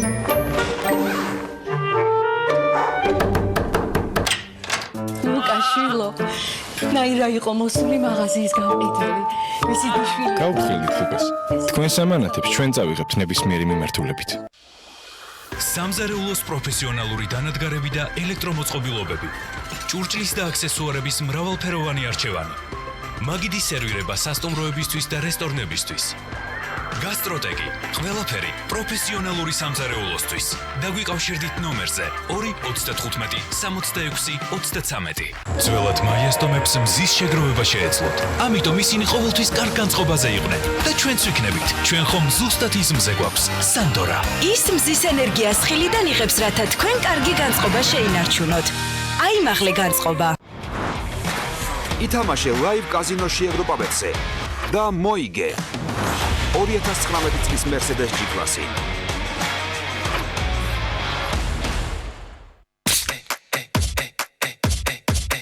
Let's go. Come on. Let's go. Give me full energy. Full energy. Let's go. Hey, let them all move your body circular. Yeah, I came in with the squad. Yeah, I came in with the squad. Let's go. როცა გაციება მთელი დღის გეგმებს გიცვლით. დგება TerraPlus დრო. TerraPlus Extra Sport მაგიძალა გეხმარებათ გრიპისა და გაციების სიმპტომებისგან გათავისუფლებაში. და თქვენ კვლავ თამაშში ხართ. Stop გაციება. TerraPlus დროა. გამოყენებისას გაიცანოთ ინსტრუქციას. გვერდითი მოვლენების შესახებ დეტალური ინფორმაციის მისაღებად მიმართეთ ექიმს.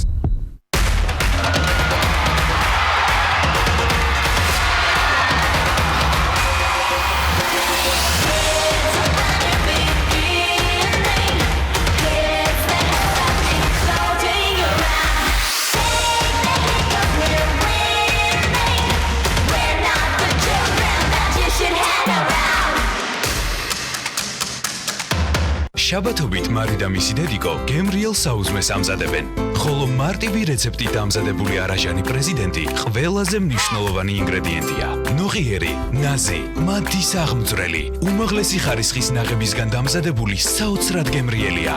არაჟანი პრეზიდენტი, შეხედეთ ცხოვრებას მადიანად. როდესაც თავის ტკივილი გეწყებათ, თითქოს თქვენ სირგლის სამყარო წმეთს არსებობას. ნუ მოითმენთ, თავი და აღწიეთ ტკივილს. მიგოთ ხასი დაგეხმარებათ სხვადასხვა სახის ტკივილის დამარცხებაში. მიგოთ ხასი, სწრაფად გათავისუფლდით ტკივილისაგან. გამოყენებისას გაიცანით ინსტრუქციას. გვერდითი მოვლენების შესახებ დეტალური ინფორმაციის მისაღებად მიმართეთ ექიმს.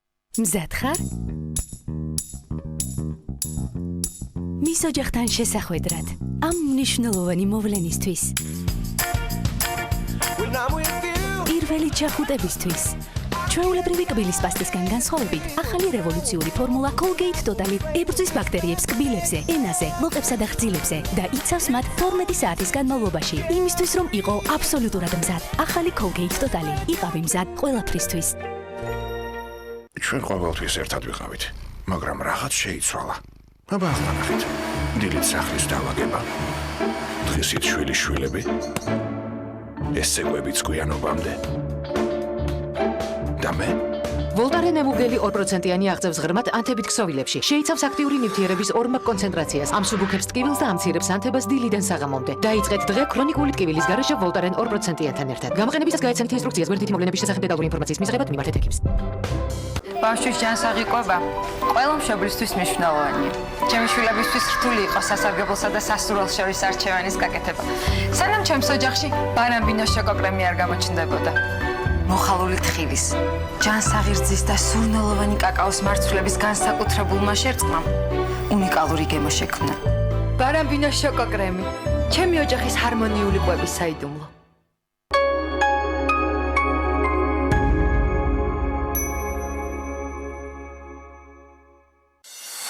გადაცემის სპონსორია Nova. 200-ზე მეტი დასახელების ქართული პროდუქტი. მადლობა, რომ ირჩევთ ქართულს.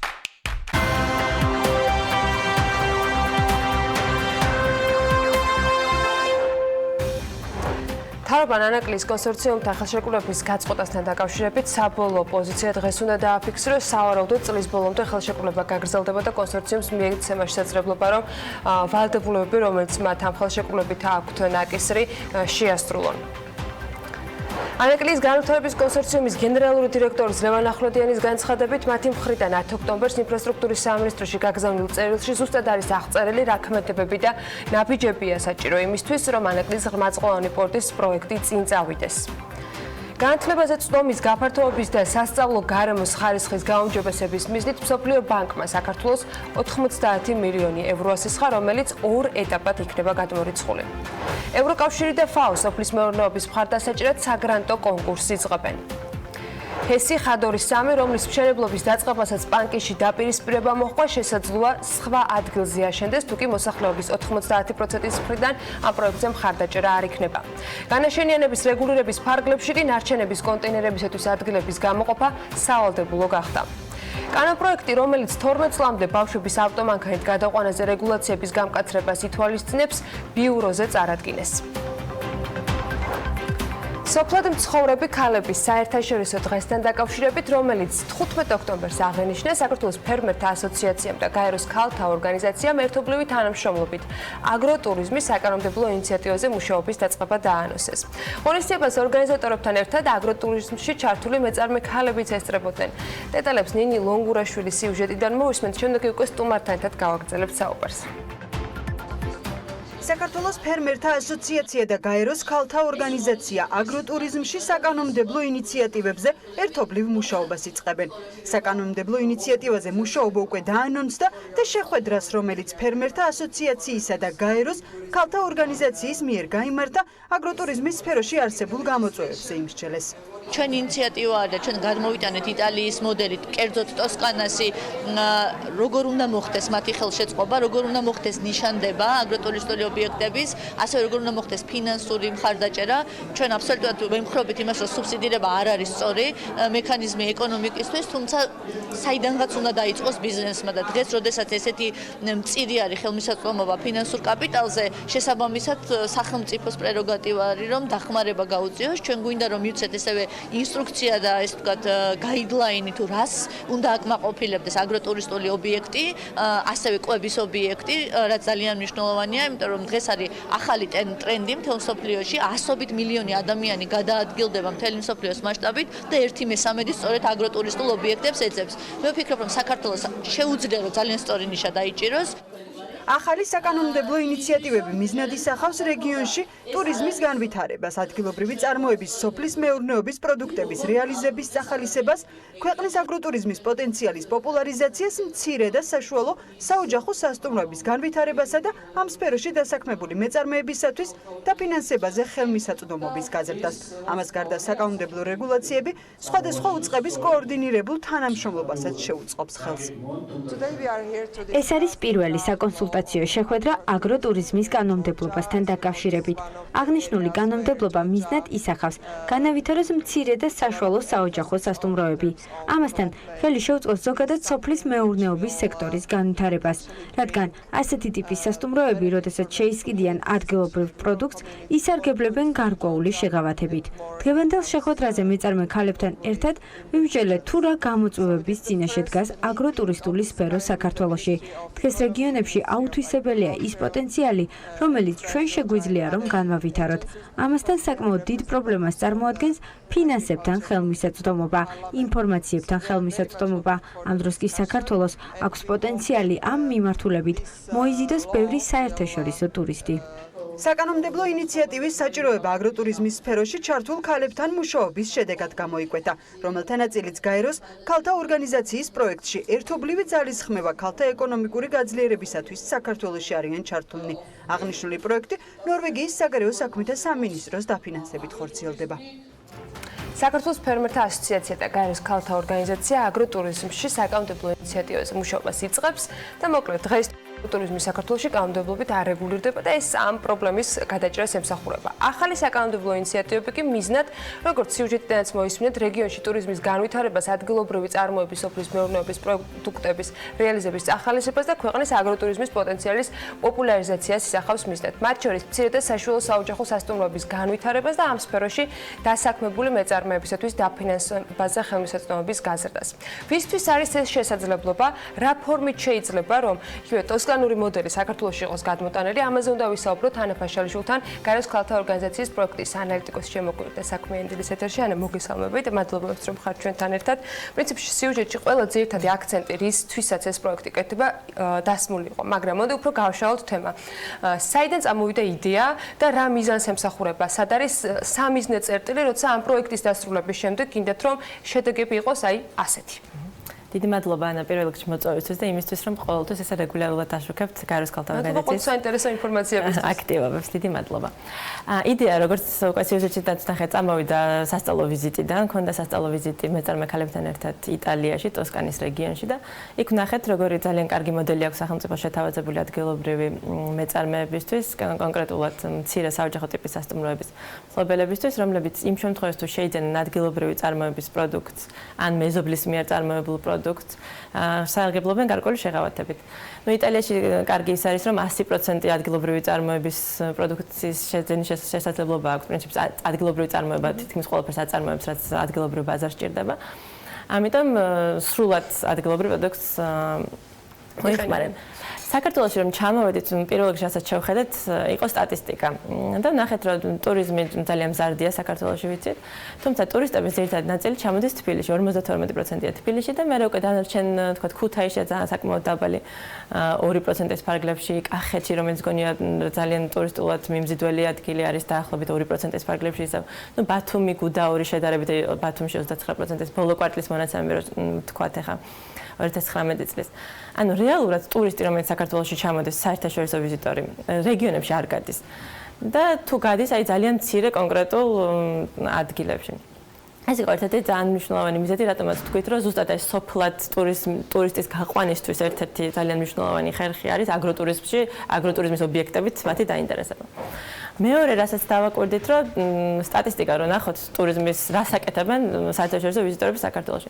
70% ამბობს, რომ მნიშვნელოვანია მათთვის ადგილობრივი სამზარეულოს და ღვინის დაგემოვნება.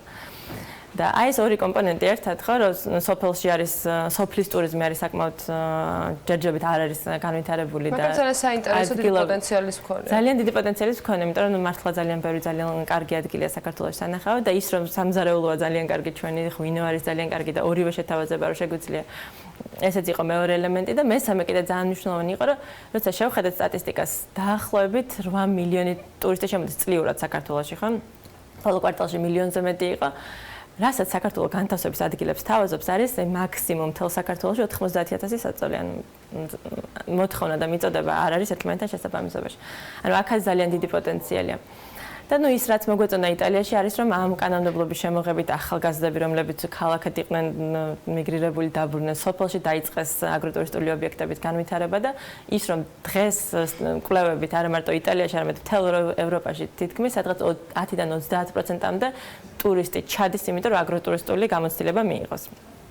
ანუ ძალიან ბევრი ელემენტი იყო, ელემენტი შეიკრა იმისთვის რომ აი რა ფორმა შეიძლება რომ ქართულ რეალობაში ამან საკანონმდებლო დონეზე მიიღოს, ახლა აღნიშნეთ რომ თქვა იგივე იტალიის მაგალითზე იყო ის უპირატეს რომ ყველაფერი ადგილზე ნაწარმოები იყო. ჩვენთან რა გვაქვს გასაკეთებელი საიმსოდ რომ კანონმდებლობამ მოიცვას ეს ყველაფერი და მათ შორის ასეთი ფორმით წახალისებაც მოხდეს გარდა იმისა რომ ფინანსური კომპონენტიც მნიშვნელოვანია და ამაზეც გადავალთ ვისთვის შეიძლება იყოს ეს ხელმისაწვდომი და რა კრიტერიუმს უნდა აღმოყოფილდეს. აი კანონი რაზე უნდა შეიქმნას და რა შეღავათებზეა საუბარი.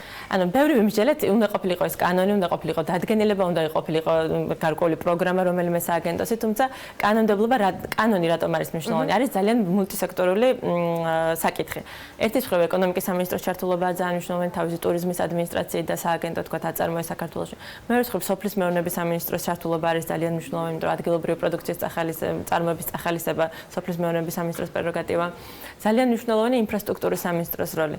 აი გუშინ შეხვედრაზე გამოწვევებზე საუბრობდით, ინფრასტრუქტურული გამოწვევები არის ძალიან ბევრი. კიდევ, ხო, გზები არ არის, ტრანსპორტი არ არის.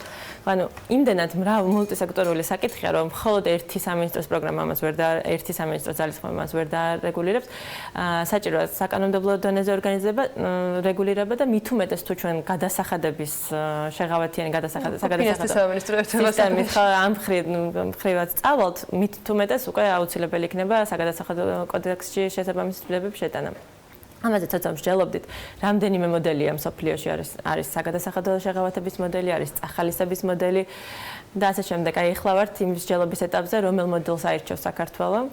და ჩვენც ეს განხილვები იქნება უკვე შესაბამისად საკანონმდებლო ორგანოში და ამ ტიპის, მაგრამ კიდევ ერთი კითხვა, ფინანსები ვახსენე, რომელიც ამ პროგრამის ფარგლებში ასევე იქნება ერთ-ერთი წახალისების მექანიზმი და რეალურად საჭიროების გამოხმაურება, რომლის წინაშეც დღეს არიან იგივე უკვე სოფლად ცხოვრობი ადამიანები, ან ისინი, ვინც ვთქვათ, სურვილი აქვს და რაღაცა ეძებენ, შემდეგ თვითრეალიზება როგორ გააკეთონ დედაქალაქში ან ქალაქში მცხოვრებლებმა სოფლად. დაახლოებით რა ტიპის, ვთქვათ, დახმარებაზეა საუბარი, თუ გაქვთ უკვე შესაბამისად მოძიებული ეს დაფინანსება სახელმწიფოს წილი რა შეიძლება იყოს ამაში, რა შეიძლება იყოს გრანტების წილი, თქვა კერძო სექტორი რა შეიძლება ჩაერთოს და რა არის საჭირო იმისათვის, რომ თქვა პოტენციურმა მსურველმა ადამიანმა ეს დაფინანსება მიიღოს, იმიტომ რომ თქვენ ჩავთვალთ, რომ ბევრი კომპონენტი არის საგასათვალისწინებელი და ესე თქვა რაღაცა მოწმენდილ ცაზე თუ კი არ არის გზა ამ სოფლამდე მისასვლელი, თუ კი არ არის შესაბამისი ინფრასტრუქტურა მოწესრიგებული და ასე შემდეგ ვერ დაიწყება, ხო, იმიტომ რომ რაღაცა კონტექსტთან ამოგლეჯილად არ შეიძლება რომ ეს განვიხილოთ. ცხადია, ეხლა გზა ყველგან პრობლემა არის სოფლებისაც უკვე არის მოწესრიგებული, ისინი უფრო მალე მიიზიდავენ, უფრო მეტ ტურისტს ცხადია და ნუ ეტაპობრივად მოხდეს სხვა პრობლემების მოწესრიგებად. ფინანსები ეხლა სტრაფი კვლევა გავაკეთეთ, არ გაგვიკეთებია რამე ძირეული კვლევა. სტრაფი კვლევის თანახმად ძირითადი ფინანსები ჭირდება კაპიტალურ სარემონტო საშუალებებს, ნუ ვიცით რომ სველი წერტილების პრობლემა საკმაოდ ფართოდ გავრცელებული საქართველოს რეგიონებში, ღია ტიპის სველი წერტილები გვაქვს. 60% კანალიზაციის პრობლემაც აქვს. ხო, კანალიზაციის პრობლემა, ნუ ესეთი ტიპის კაპიტალურ დანახარჯებზე იქნება თანხები საჭირო. თუმცა სახელმწიფოს ეხლაც აქვს გარკვეული პროგრამები, ანუ მცირედ საოჯახო ტიპის სასტუმროების დახმარების პროგრამები აქვს, საგრანტო სოფლის მეურნეობის საგრანტო პროგრამები აქვს. თუმცა რადგანაც ეს არ არის სისტემატიზებული ერთმანეთთან კავშირში, არ არის ჯერჯერობით მოყვანილი, ამიტომ არის რომ ვერ ვხედავთ სწრაფ ეფექტს, რაც აგროტურიზმის კანონმდებლობამ სხვა ქვეყნებში გააკეთა და რაც ის იმედი გვაქვს რომ საქართველოშიც მოხდება, არის რომ მოხდება დაკავშირება და ეფექტიანობის გაზრდა. ანუ ამ ორი დარგის ერთმანეთთან ტურიზმმა უნდა განავითაროს სოფლის მეურნეობის პროდუქტის რეალიზება და პირიქით, ანუ ფერმერს არ უნდა უწოდეს შორი მანძილის გავლა იმისთვის, რომ თავისი პროდუქტის რეალიზება მოახდინოს. ორი თქვათ გრანტის ერთად მოძიება, იმიტომ რომ ეს შეიძლება იყოს ერთი. ხო, ზუსტად აი ამაზე მიდის ახლა მსჯელობა სახელმწიფო სტრუქტურებთან, რომ რა პროგრამა შეიძლება ისეთი გაკეთდეს შევთავაზოთ ჩვენს მოქალაქეებს, რომ ორივე კომპონენტს ითვალისწინებდეს, ან უკვე არსებულ პროგრამებში იქნებ თუ აგროტურისტული ობიექტის დაფინანსებაზე შეგაქვს უფრო დამატებითი ქულა მოგენიჭოს და ასე შემდეგ. ანუ ამაზე მიდის და კერძო სექტორმაც უკვე ვნახეთ რამდენიმე მაგალითი, რომ ესეთი ტიპის სესხების გაცემა დაიწყო, უფრო მეტი ინტერესი იქნება, იმიტომ რომ გვაქვს კონსულტაციები კერძო სექტორთანაც და რამდენიმე უკვე საფინანსო ორგანიზაცია მზად არის, რომ პროდუქტი შესთავაზოს ცალკე, სადაზღვევო კომპანიები მზად არიან, რომ სადაზღვევო პაკეტები შესთავაზონ, ანუ საკმაოდ ინტერესი არის. ძალიან საინტერესო პროექტია და ძალიან საინტერესო განხილვები გველდება პარლამენტში და მე ველდები პირველ ბენეფიციარს, რომელიც ამ ყველას იქეთ ისარგებლებს და დარწმუნებულია, რომ თქვენ ამ ყველაფრის რეჟიმში, როცა იქნებით მაკონტროლებელი ორგანიზატორი და თანამონაწილე, ძალიან საინტერესო ამბებს გაგვიზია ერთდღე ჩვენ ძირის სიამოვნებით გიმასპეცდად. მადლობა, რომ იყავით დღეს ჩვენთან ერთად. ანა ფაშალიშვილს გაეროს ქალთა ორგანიზაციის პროექტის ანალიტიკოს მასპინძლობით საქმიანი დილის ეთერში. მოით ახლა გრძელვადიან ამინდის პროგნოზს გადავხედოთ და ძალიან საინტერესო ფინალური ბლოკი გელოდებათ ჩვენს ეთერში დაგველოდეთ.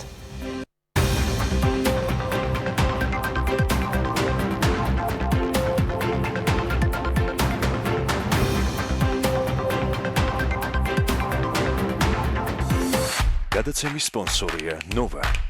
200-ზე მეტი დასახელების ქართული პროდუქტი. მადლობა, რომ ირჩევთ ქართულს.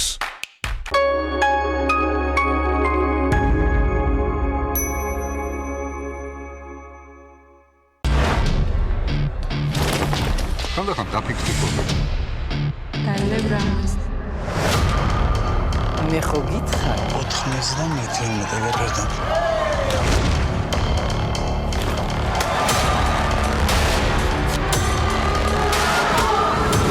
თქვენი ბილეთები. გამარჯობა შვილი.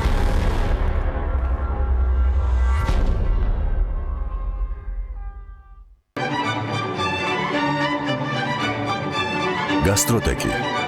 ხორეკა სახჭურვილობა. ყველაფერი პროფესიონალური სამზარეულოსთვის. გასტროტეკი. თბილისი, წერეთლის 66. პრეტესტში ოცლარად გადაამოწმეთ თქვენი ავტომობილის მზაობა ტექნიკური ინსპექტირებისთვის. გაუმართაობის შემთხვევაში ვაგვარებთ გამონაბოლქვის, უხრუჭების, მაშუქების და სხვა პრობლემებს. სრული შემთხვევაში თავად გავატარებთ ინსპექტირებას. დაგვიკავშირდით 568 840.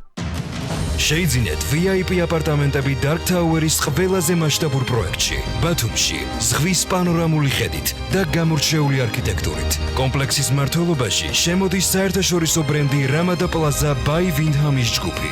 აქციეთ შეძენილი სახლის შემოსავლის წყაროდ, ან თავად იცხოვრეთ გამორჩეულად. ნებისმიერი საცხოვრებელი ბინის შეძენისას თქვენ მიიღებთ სახლის დიზაინის საჩუქრად. დაგვიკავშირდით. 3W Dar Building G. თანაბარის სითბო ოთახებში, ცხელი წყალი აბაზანასა და სამზარეულოში. ბოშის გათბობის და ცხელი წყლის ქვაბი გამოირჩევა ეკონომიურობით და ექსპლუატაციის ხანგრძლივი ვადით. ქებული კლიმატი, ჩვენ ვქმნით აინს. დაგვიკავშირდით 202 22 22. Let's go.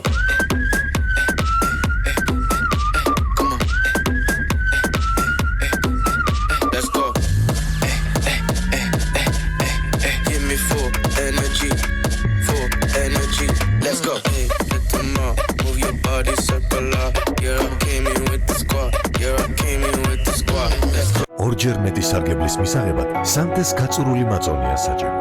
ორმაგად სასარგებლო მაწონი 1 კილოში. რა უფრო გემრიელია კოკა-კოლასთან ერთად? ქათამი. ხორცი. ქათამი. ნამდვილი დღესასწაული. ცხელია. დაბრაწული. გამაგრილებელი. რაც არ უნდა აირჩიო, კოკა-კოლა ყველა კერძს დღესასწაულად აქცევს. სლოტ კლუბების ქსელი 3-7-იანი გთავაზობთ საუკეთესო აპარატებს. ყველაზე მაღალ 20%-იან cashbacks კლუბის VIP წევრებისთვის. ყოველ პარასკევს იმართება 7-იანების ტურნირი. ყოველ ხუთშაბათს თამაშდება ფულადი პრიზები, 4 ახალი ავტომობილი და სუპერ პრიზი Toyota Prado. მეგა ჯეკპოტი 20,000 ლარი. სლოტ კლუბების ქსელი 3-7-იანი, შენი იღბლიანი რიცხვი. შაბათობით მარი და მისი დედიკო გემრიელ საუზმეს ამზადებენ.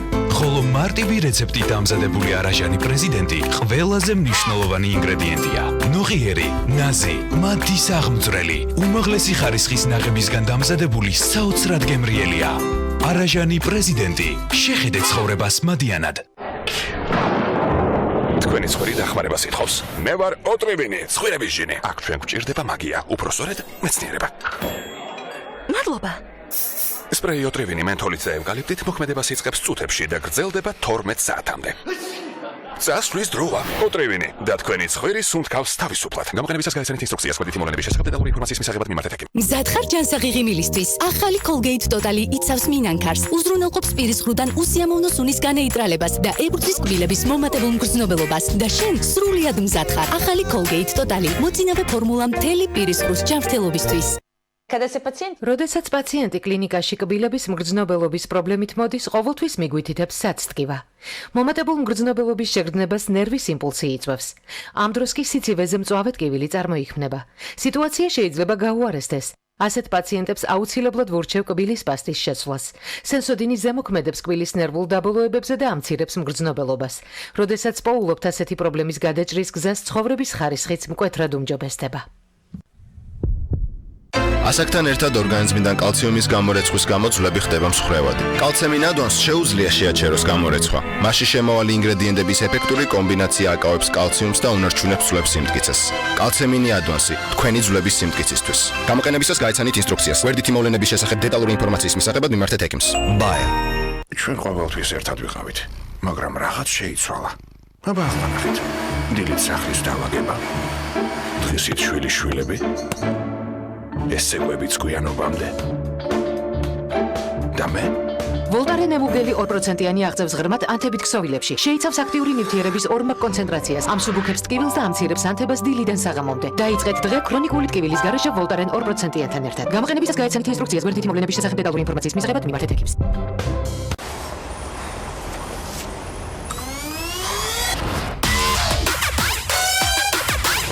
Pulse. დაიმოხდე. დეტალები, რომელიც ერთად და ცალ-ცალკე ქმნის საერთო საქმეს. იმ ღირებულებებს, რომელსაც მოდუსის ქსელი უკვე 20 წელია ემსახურება. ვაწარმოებთ საქართველოში, ასევე მსოფლიო ბაზრიდან გაწვდით პროდუქციის მრავალფეროვან არჩევანს. ჩვენი გუნდი გემსახურებათ უმაღლესი სტანდარტებით. ჩვენთვის მნიშვნელოვანია თქვენთან ურთიერთობა. მადლობა 20 წლიანი მეგობრობისთვის.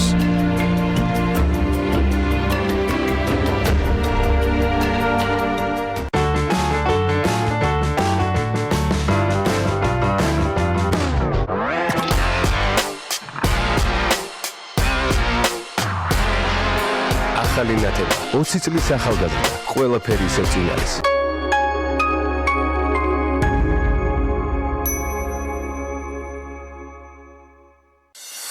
გადაცემის სპონსორია ნოვა.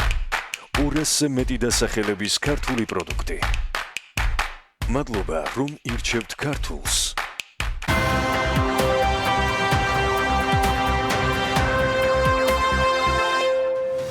16 წლის წინ ერთი იდეით და დიდი ენთუზიაზმით დაფუძნებული ლიტერატურული პრემია წლის მთავარი ლიტერატურული მოვლენის ტიტულის მფლობელი თავადაც მალევე გახდა. ამ განსაზღვრების შემდეგ ადვილი მისახვედრია, რომ საქმე ენდილის ბოლო ბლოკში 2003 წელს დაფუძნებულ საბაზე უნდა ვისაუბროთ, რომელიც წელსაც არ ღალატობს ტრადიციას და 2019 წელს საუკეთესო წიგნებსა და ავტორებს ჟიურის დახმარებით 8 ნომინაციაში გამოავლენს. 8 ის წინასწარ შეგვიძლია ვთქვა. წლევანდელ ფინალისტების სიაზე სულ რამდენიმე წუთში მოგიყვებით 6 ნომინაციის წევრები გვეცოდინება.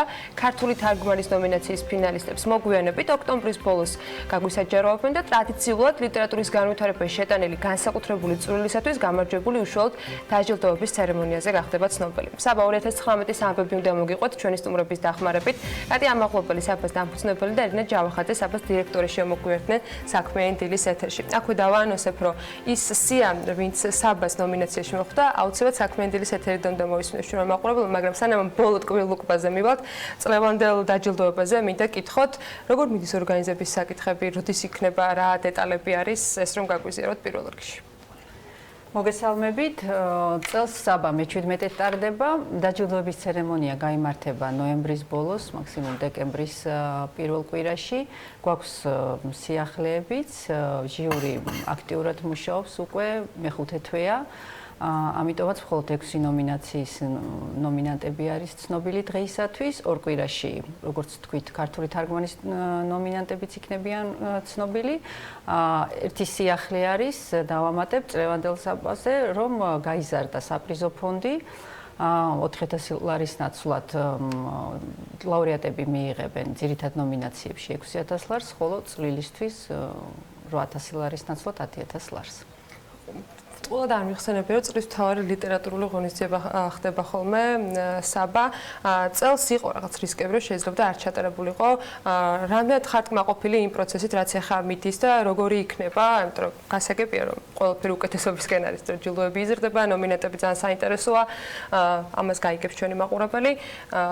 როგორ მიდის ორგანიზების საკითხი და წელს რა ასეულებს? ორგანიზების საკითხი ნორმალურად ჩვენ პრინციპში ყველაფერი ჩვენ ცხოვრებაში ერთმანეთს კვეთს და ამიტომ ძალიან გლობალურ პოლიტიკურ და გეოპოლიტიკურ ნაწილში ვარ გადავიდეთ. ლიტერატურაც მიბმულია ჩვენ გვინდა არ გვინდა. საბა ყოველთვის იყო თავისუფალი, ყოველთვის იყო დამოუკიდებელი. ყველანაირი კონიუნქტურისგან, მათ შორის ხელისუფლებების კონიუნქტურისგან ამ 17 წლის მანძილზე ძალიან ბევრი რამ გამოვიარეთ, მაგრამ მან ამ ლიტერატურულმა პლატფორმამ თავის დამოუკიდებლობა არაერთხელ დაამტკიცა და ახლაც დაამტკიცებს. პრინციპში წელს საფრთხე იყო გულწრფელად რომ შევხედოთ ძალიან ბევრი ლიტერატურული აქტივობის ჩავარდნის მთელ საქართველოში და ეს იყო ხელისუფლების ესეთი ან უგუნური, ან გეგმაზომიერი შეგნებული შეტევა ქართულ კულტურაზე და ლიტერატურაზე, მაგრამ ჩვენ რაღაცნაირად ვეცადეთ ყველამ რომ დაგვეცვა ის მონაპოვრები, რაც ქართულ ლიტერატურაში ამ 17-18 წლის მანძილზე ჰქონდა, მათ შორის საბა. და ძალიან გვიხარია რომ ლიტერატურული წლით რამდენად ხართ მაყოფილი ახალი წიგნებით, ავტორების ნამუშევრებით, რომელიც წლევანდელ საბაზე იყო. ეს უკვე მკითხველი უნდა იყოს კმაყოფილი. პირველ ყოვლისა მე ამ შემთხვევაში ვერ გამოვყოფ ასე წლებს, ყოფილა წლები, თუ ასე როგორც სომელიე შევხედავთ, რომელსაც ისეთი მოსავალი ქონია ლიტერატურული, სადაც ვარსკვლავური ავტორები და წიგნები ეჯახებოდნენ ერთმანეთს და ძალიან მძიმე ყოფილა ჟიურისთვის გარკვეული ვერდიქტის არის ესეთი მეტნაკლებად ესეთი რთული წლები. წელსაც, რა ვიცი, მე ვფიქრობ, რომ ყველა წიგს თავის მკითხველი ყავს, თავის გულშემატკივარი ყავს და ჩვენ სულ ჩვენთვის მნიშვნელოვანია, რომ საბამ არა მარტო რაღაცა მეგობრულ ნათესაური გულშემატკივრობა შესძინოს წიგნსა და ავტორს, არამედ მკითხველის, ნამდვილი მკითხველის გულშემატკივრობა და ეს გულშემატკივრობა იყოს შეიძლება სრულად უცნობი მკითხველის გულშემატკივრობა ავტორისადმი. და ეს ნელ-ნელა იწყება ის, რომ საბას ნელ-ნელა რა უკვე დიდი ხანია, რომ საბას გამარჯვებული ავტორები შეიძლება ლიტერატურულ ბაზარზე, ანუ კითხვა, საქმიან დილას რო შეეფერება, ისეთ უკვე ბიზნეს ელემენტს ვიძახი, ეს დიდი ის არ არის საქმე ბაზარი, რასაკვირველია, მაგრამ გაყიდვების, ასე ვთქვათ, მაჩვენებელი მკვეთრად იზრდება ხოლმე. ჩემი პირველი რეაქცია ის არის ხოლმე, რა წიგნი მაქვს წასაკითხი, როცა საბას ნომინატებს ვეცნობი და მე მგონი მაყურებელი ყველაზე მეტად ამას ელოდება, ყოველთვის სოციალური ქსელიც ამას აჩვენებს. მოდი დავიწყოთ გამოცხადება იმ სიის, ვინ არიან წლევანდელ საბაში 6 ნომინაციაში და დავიწყოთ წლის საუკეთესო რომანით.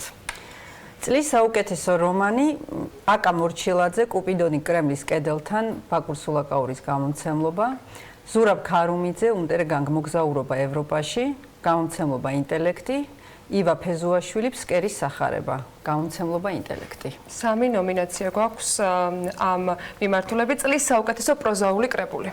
ინა არჩუაშვილი მე ახლა არავის ველოდები, გამომცემლობა ინტელექტი. ზალ სამადაშვილი ოსტატთან შეხვედრა, გამომცემლობა ინტელექტი, ნატო დავითაშვილი დაბრუნება ადამიანები და სხვები, ქარჩხაძის გამომცემლობა, გურა მეგრელიშვილი საქართველოს ალტერნატიული რუკა, გამომცემლობა ინტელექტი. წლის საუკეთესო პოეტური კრებული. ბექა ახალაია მტრედების იონა, გამომცემლობა ინტელექტი, ზაზა ბიბილაშვილი ფაზლი, ნოდარ დუმბაძის გამომცემლობა, ეთერ თათარაიძე 2, 3, 4, გამომცემლობა მერიდიანი. 6 ნომინაცია გვაქვს წლის საუკეთესო ესთეტიკა და დოკუმენტური პროზა. ირაკლი მახარაძე, კანვოი რუსეთის იმპერატორთა ქართველი მცველები, ბაკურ სულაკაურის გამომცემლობა, ნინო ლომაძე ვაშლის ბაღები, გამომცემლობა ინდიგო, დავით წერედიანი თემა და ვარიაციები, გამომცემლობა ინტელექტი. სალომე ბენიძე, დინა ოგანოვა, შიროუს, წიგნები ბათუმში, ლანა ღოღობერიძე, გამოსვლები, ინტერვიუები, წერილები, საქართველოს კულტურის პალატა, სულხან სალაძე, უცნობი ძველი აჭარა, გაზეთი ბათუმელები. კიდევ ერთი ნომინაცია, ეს მეხუთე ნომინაცია, წლის საუკეთესო ლიტერატურული დებიუტი. 2 ნომინაცია დარჩა. ნილ სიმეონი, იგივე გიორგი მასხარაშვილი, 14 კრისტალის თეორია, ბაკურ სულაკაურის გამომცემლობა, ნეფერტარი, იგივე ნინო ჭიპაშვილი, ბედუინი, ბაკურ სულაკაურის გამომცემლობა, თემურ ბაბლუანი, ზე მთვარე და პურისყანა, მანუშაკა მელოდება, ბაკურ სულაკაურის გამომცემლობა, დავით გორგილაძე, ღმერთი სამსახურშია, გამომცემლობა ინტელექტი, ილია ჭანტურია, ნინოშვილის 25, გამომცემლობა ინტელექტი. და მე-6 ეს არის წლის საუკეთესო პიესა. მიხო მოსულიშვილი, ობობა, ელექტრონული გამომცემლობა საბაქომჯი, ბასა ჯანიკაშვილი, სულები და თანამოაზრეები, გამომცემლობა ინტელექტი და ალექსანდრე ლორთქიფანიძე, დისტოპიესები, წიგნები ბათუმში. ცალსახად ძალიან საინტერესო ჩამონათვალია და დარწმუნებული ვარ, რომ მოლოდინი საბას მიმართ კიდევ უფრო გაიზრდება. რჩება 2 ნომინაცია, როგორც წარდგენაში ვახსენე, რომელიც 2 კვირაში გვეცოდინება ვინ არიან ამ სიაში და ბოლო ჩვეული ნომინაცია განსაკუთრებული წვლილისათვის, რომელიც დაჯილდოებაზე გახდება ცნობილი. რა შეგვიძლია დამატებით უთხრათ მკითხველებს, ავტორებს ამ წლევანდელ საბასთან დაკავშირებით? კიდევ ერთი ნომინაცია უნდა ყოფილიყო წლის საუკეთესო ლიტერატურული კრიტიკა, მაგრამ სამწუხაროდ წელს მხოლოდ მიუხედავთ იმისა, რომ 2 წლის მოსავალი შეაჯამა ჟიურიმ, მხოლოდ 2 წიგნი შემოვიდა და ძალიან სამწუხარო ამბავია ეს. იმიტომ რომ ჩვენ სპეციალურად გამოვყავით კრიტიკის ნომინაცია, რომ წაგვეხალისებინა ეს დარგი.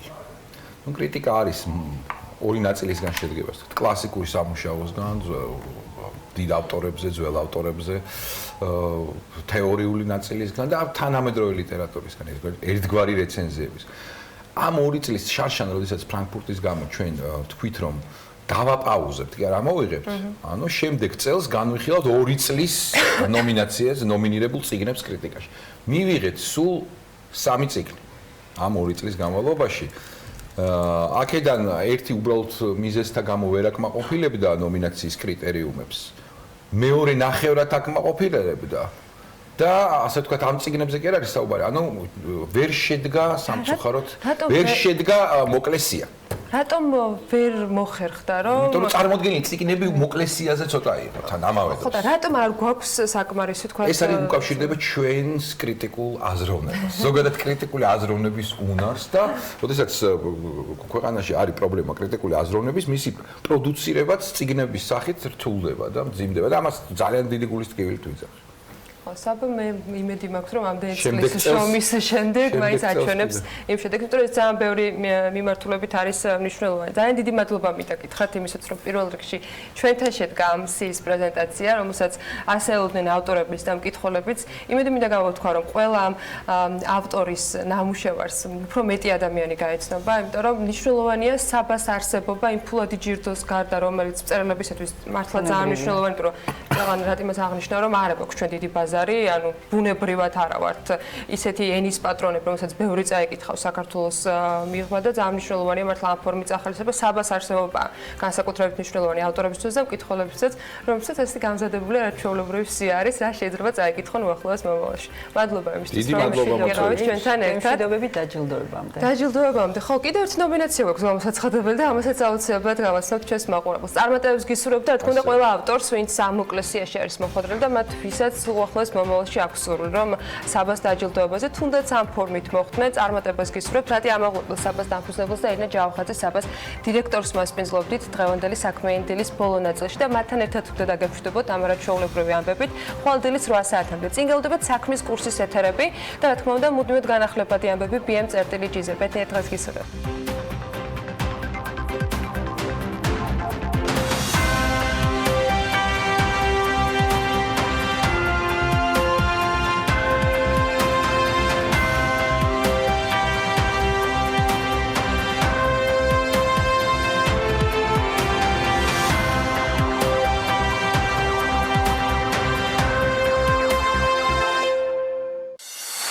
გადაცემის სპონსორია Nova.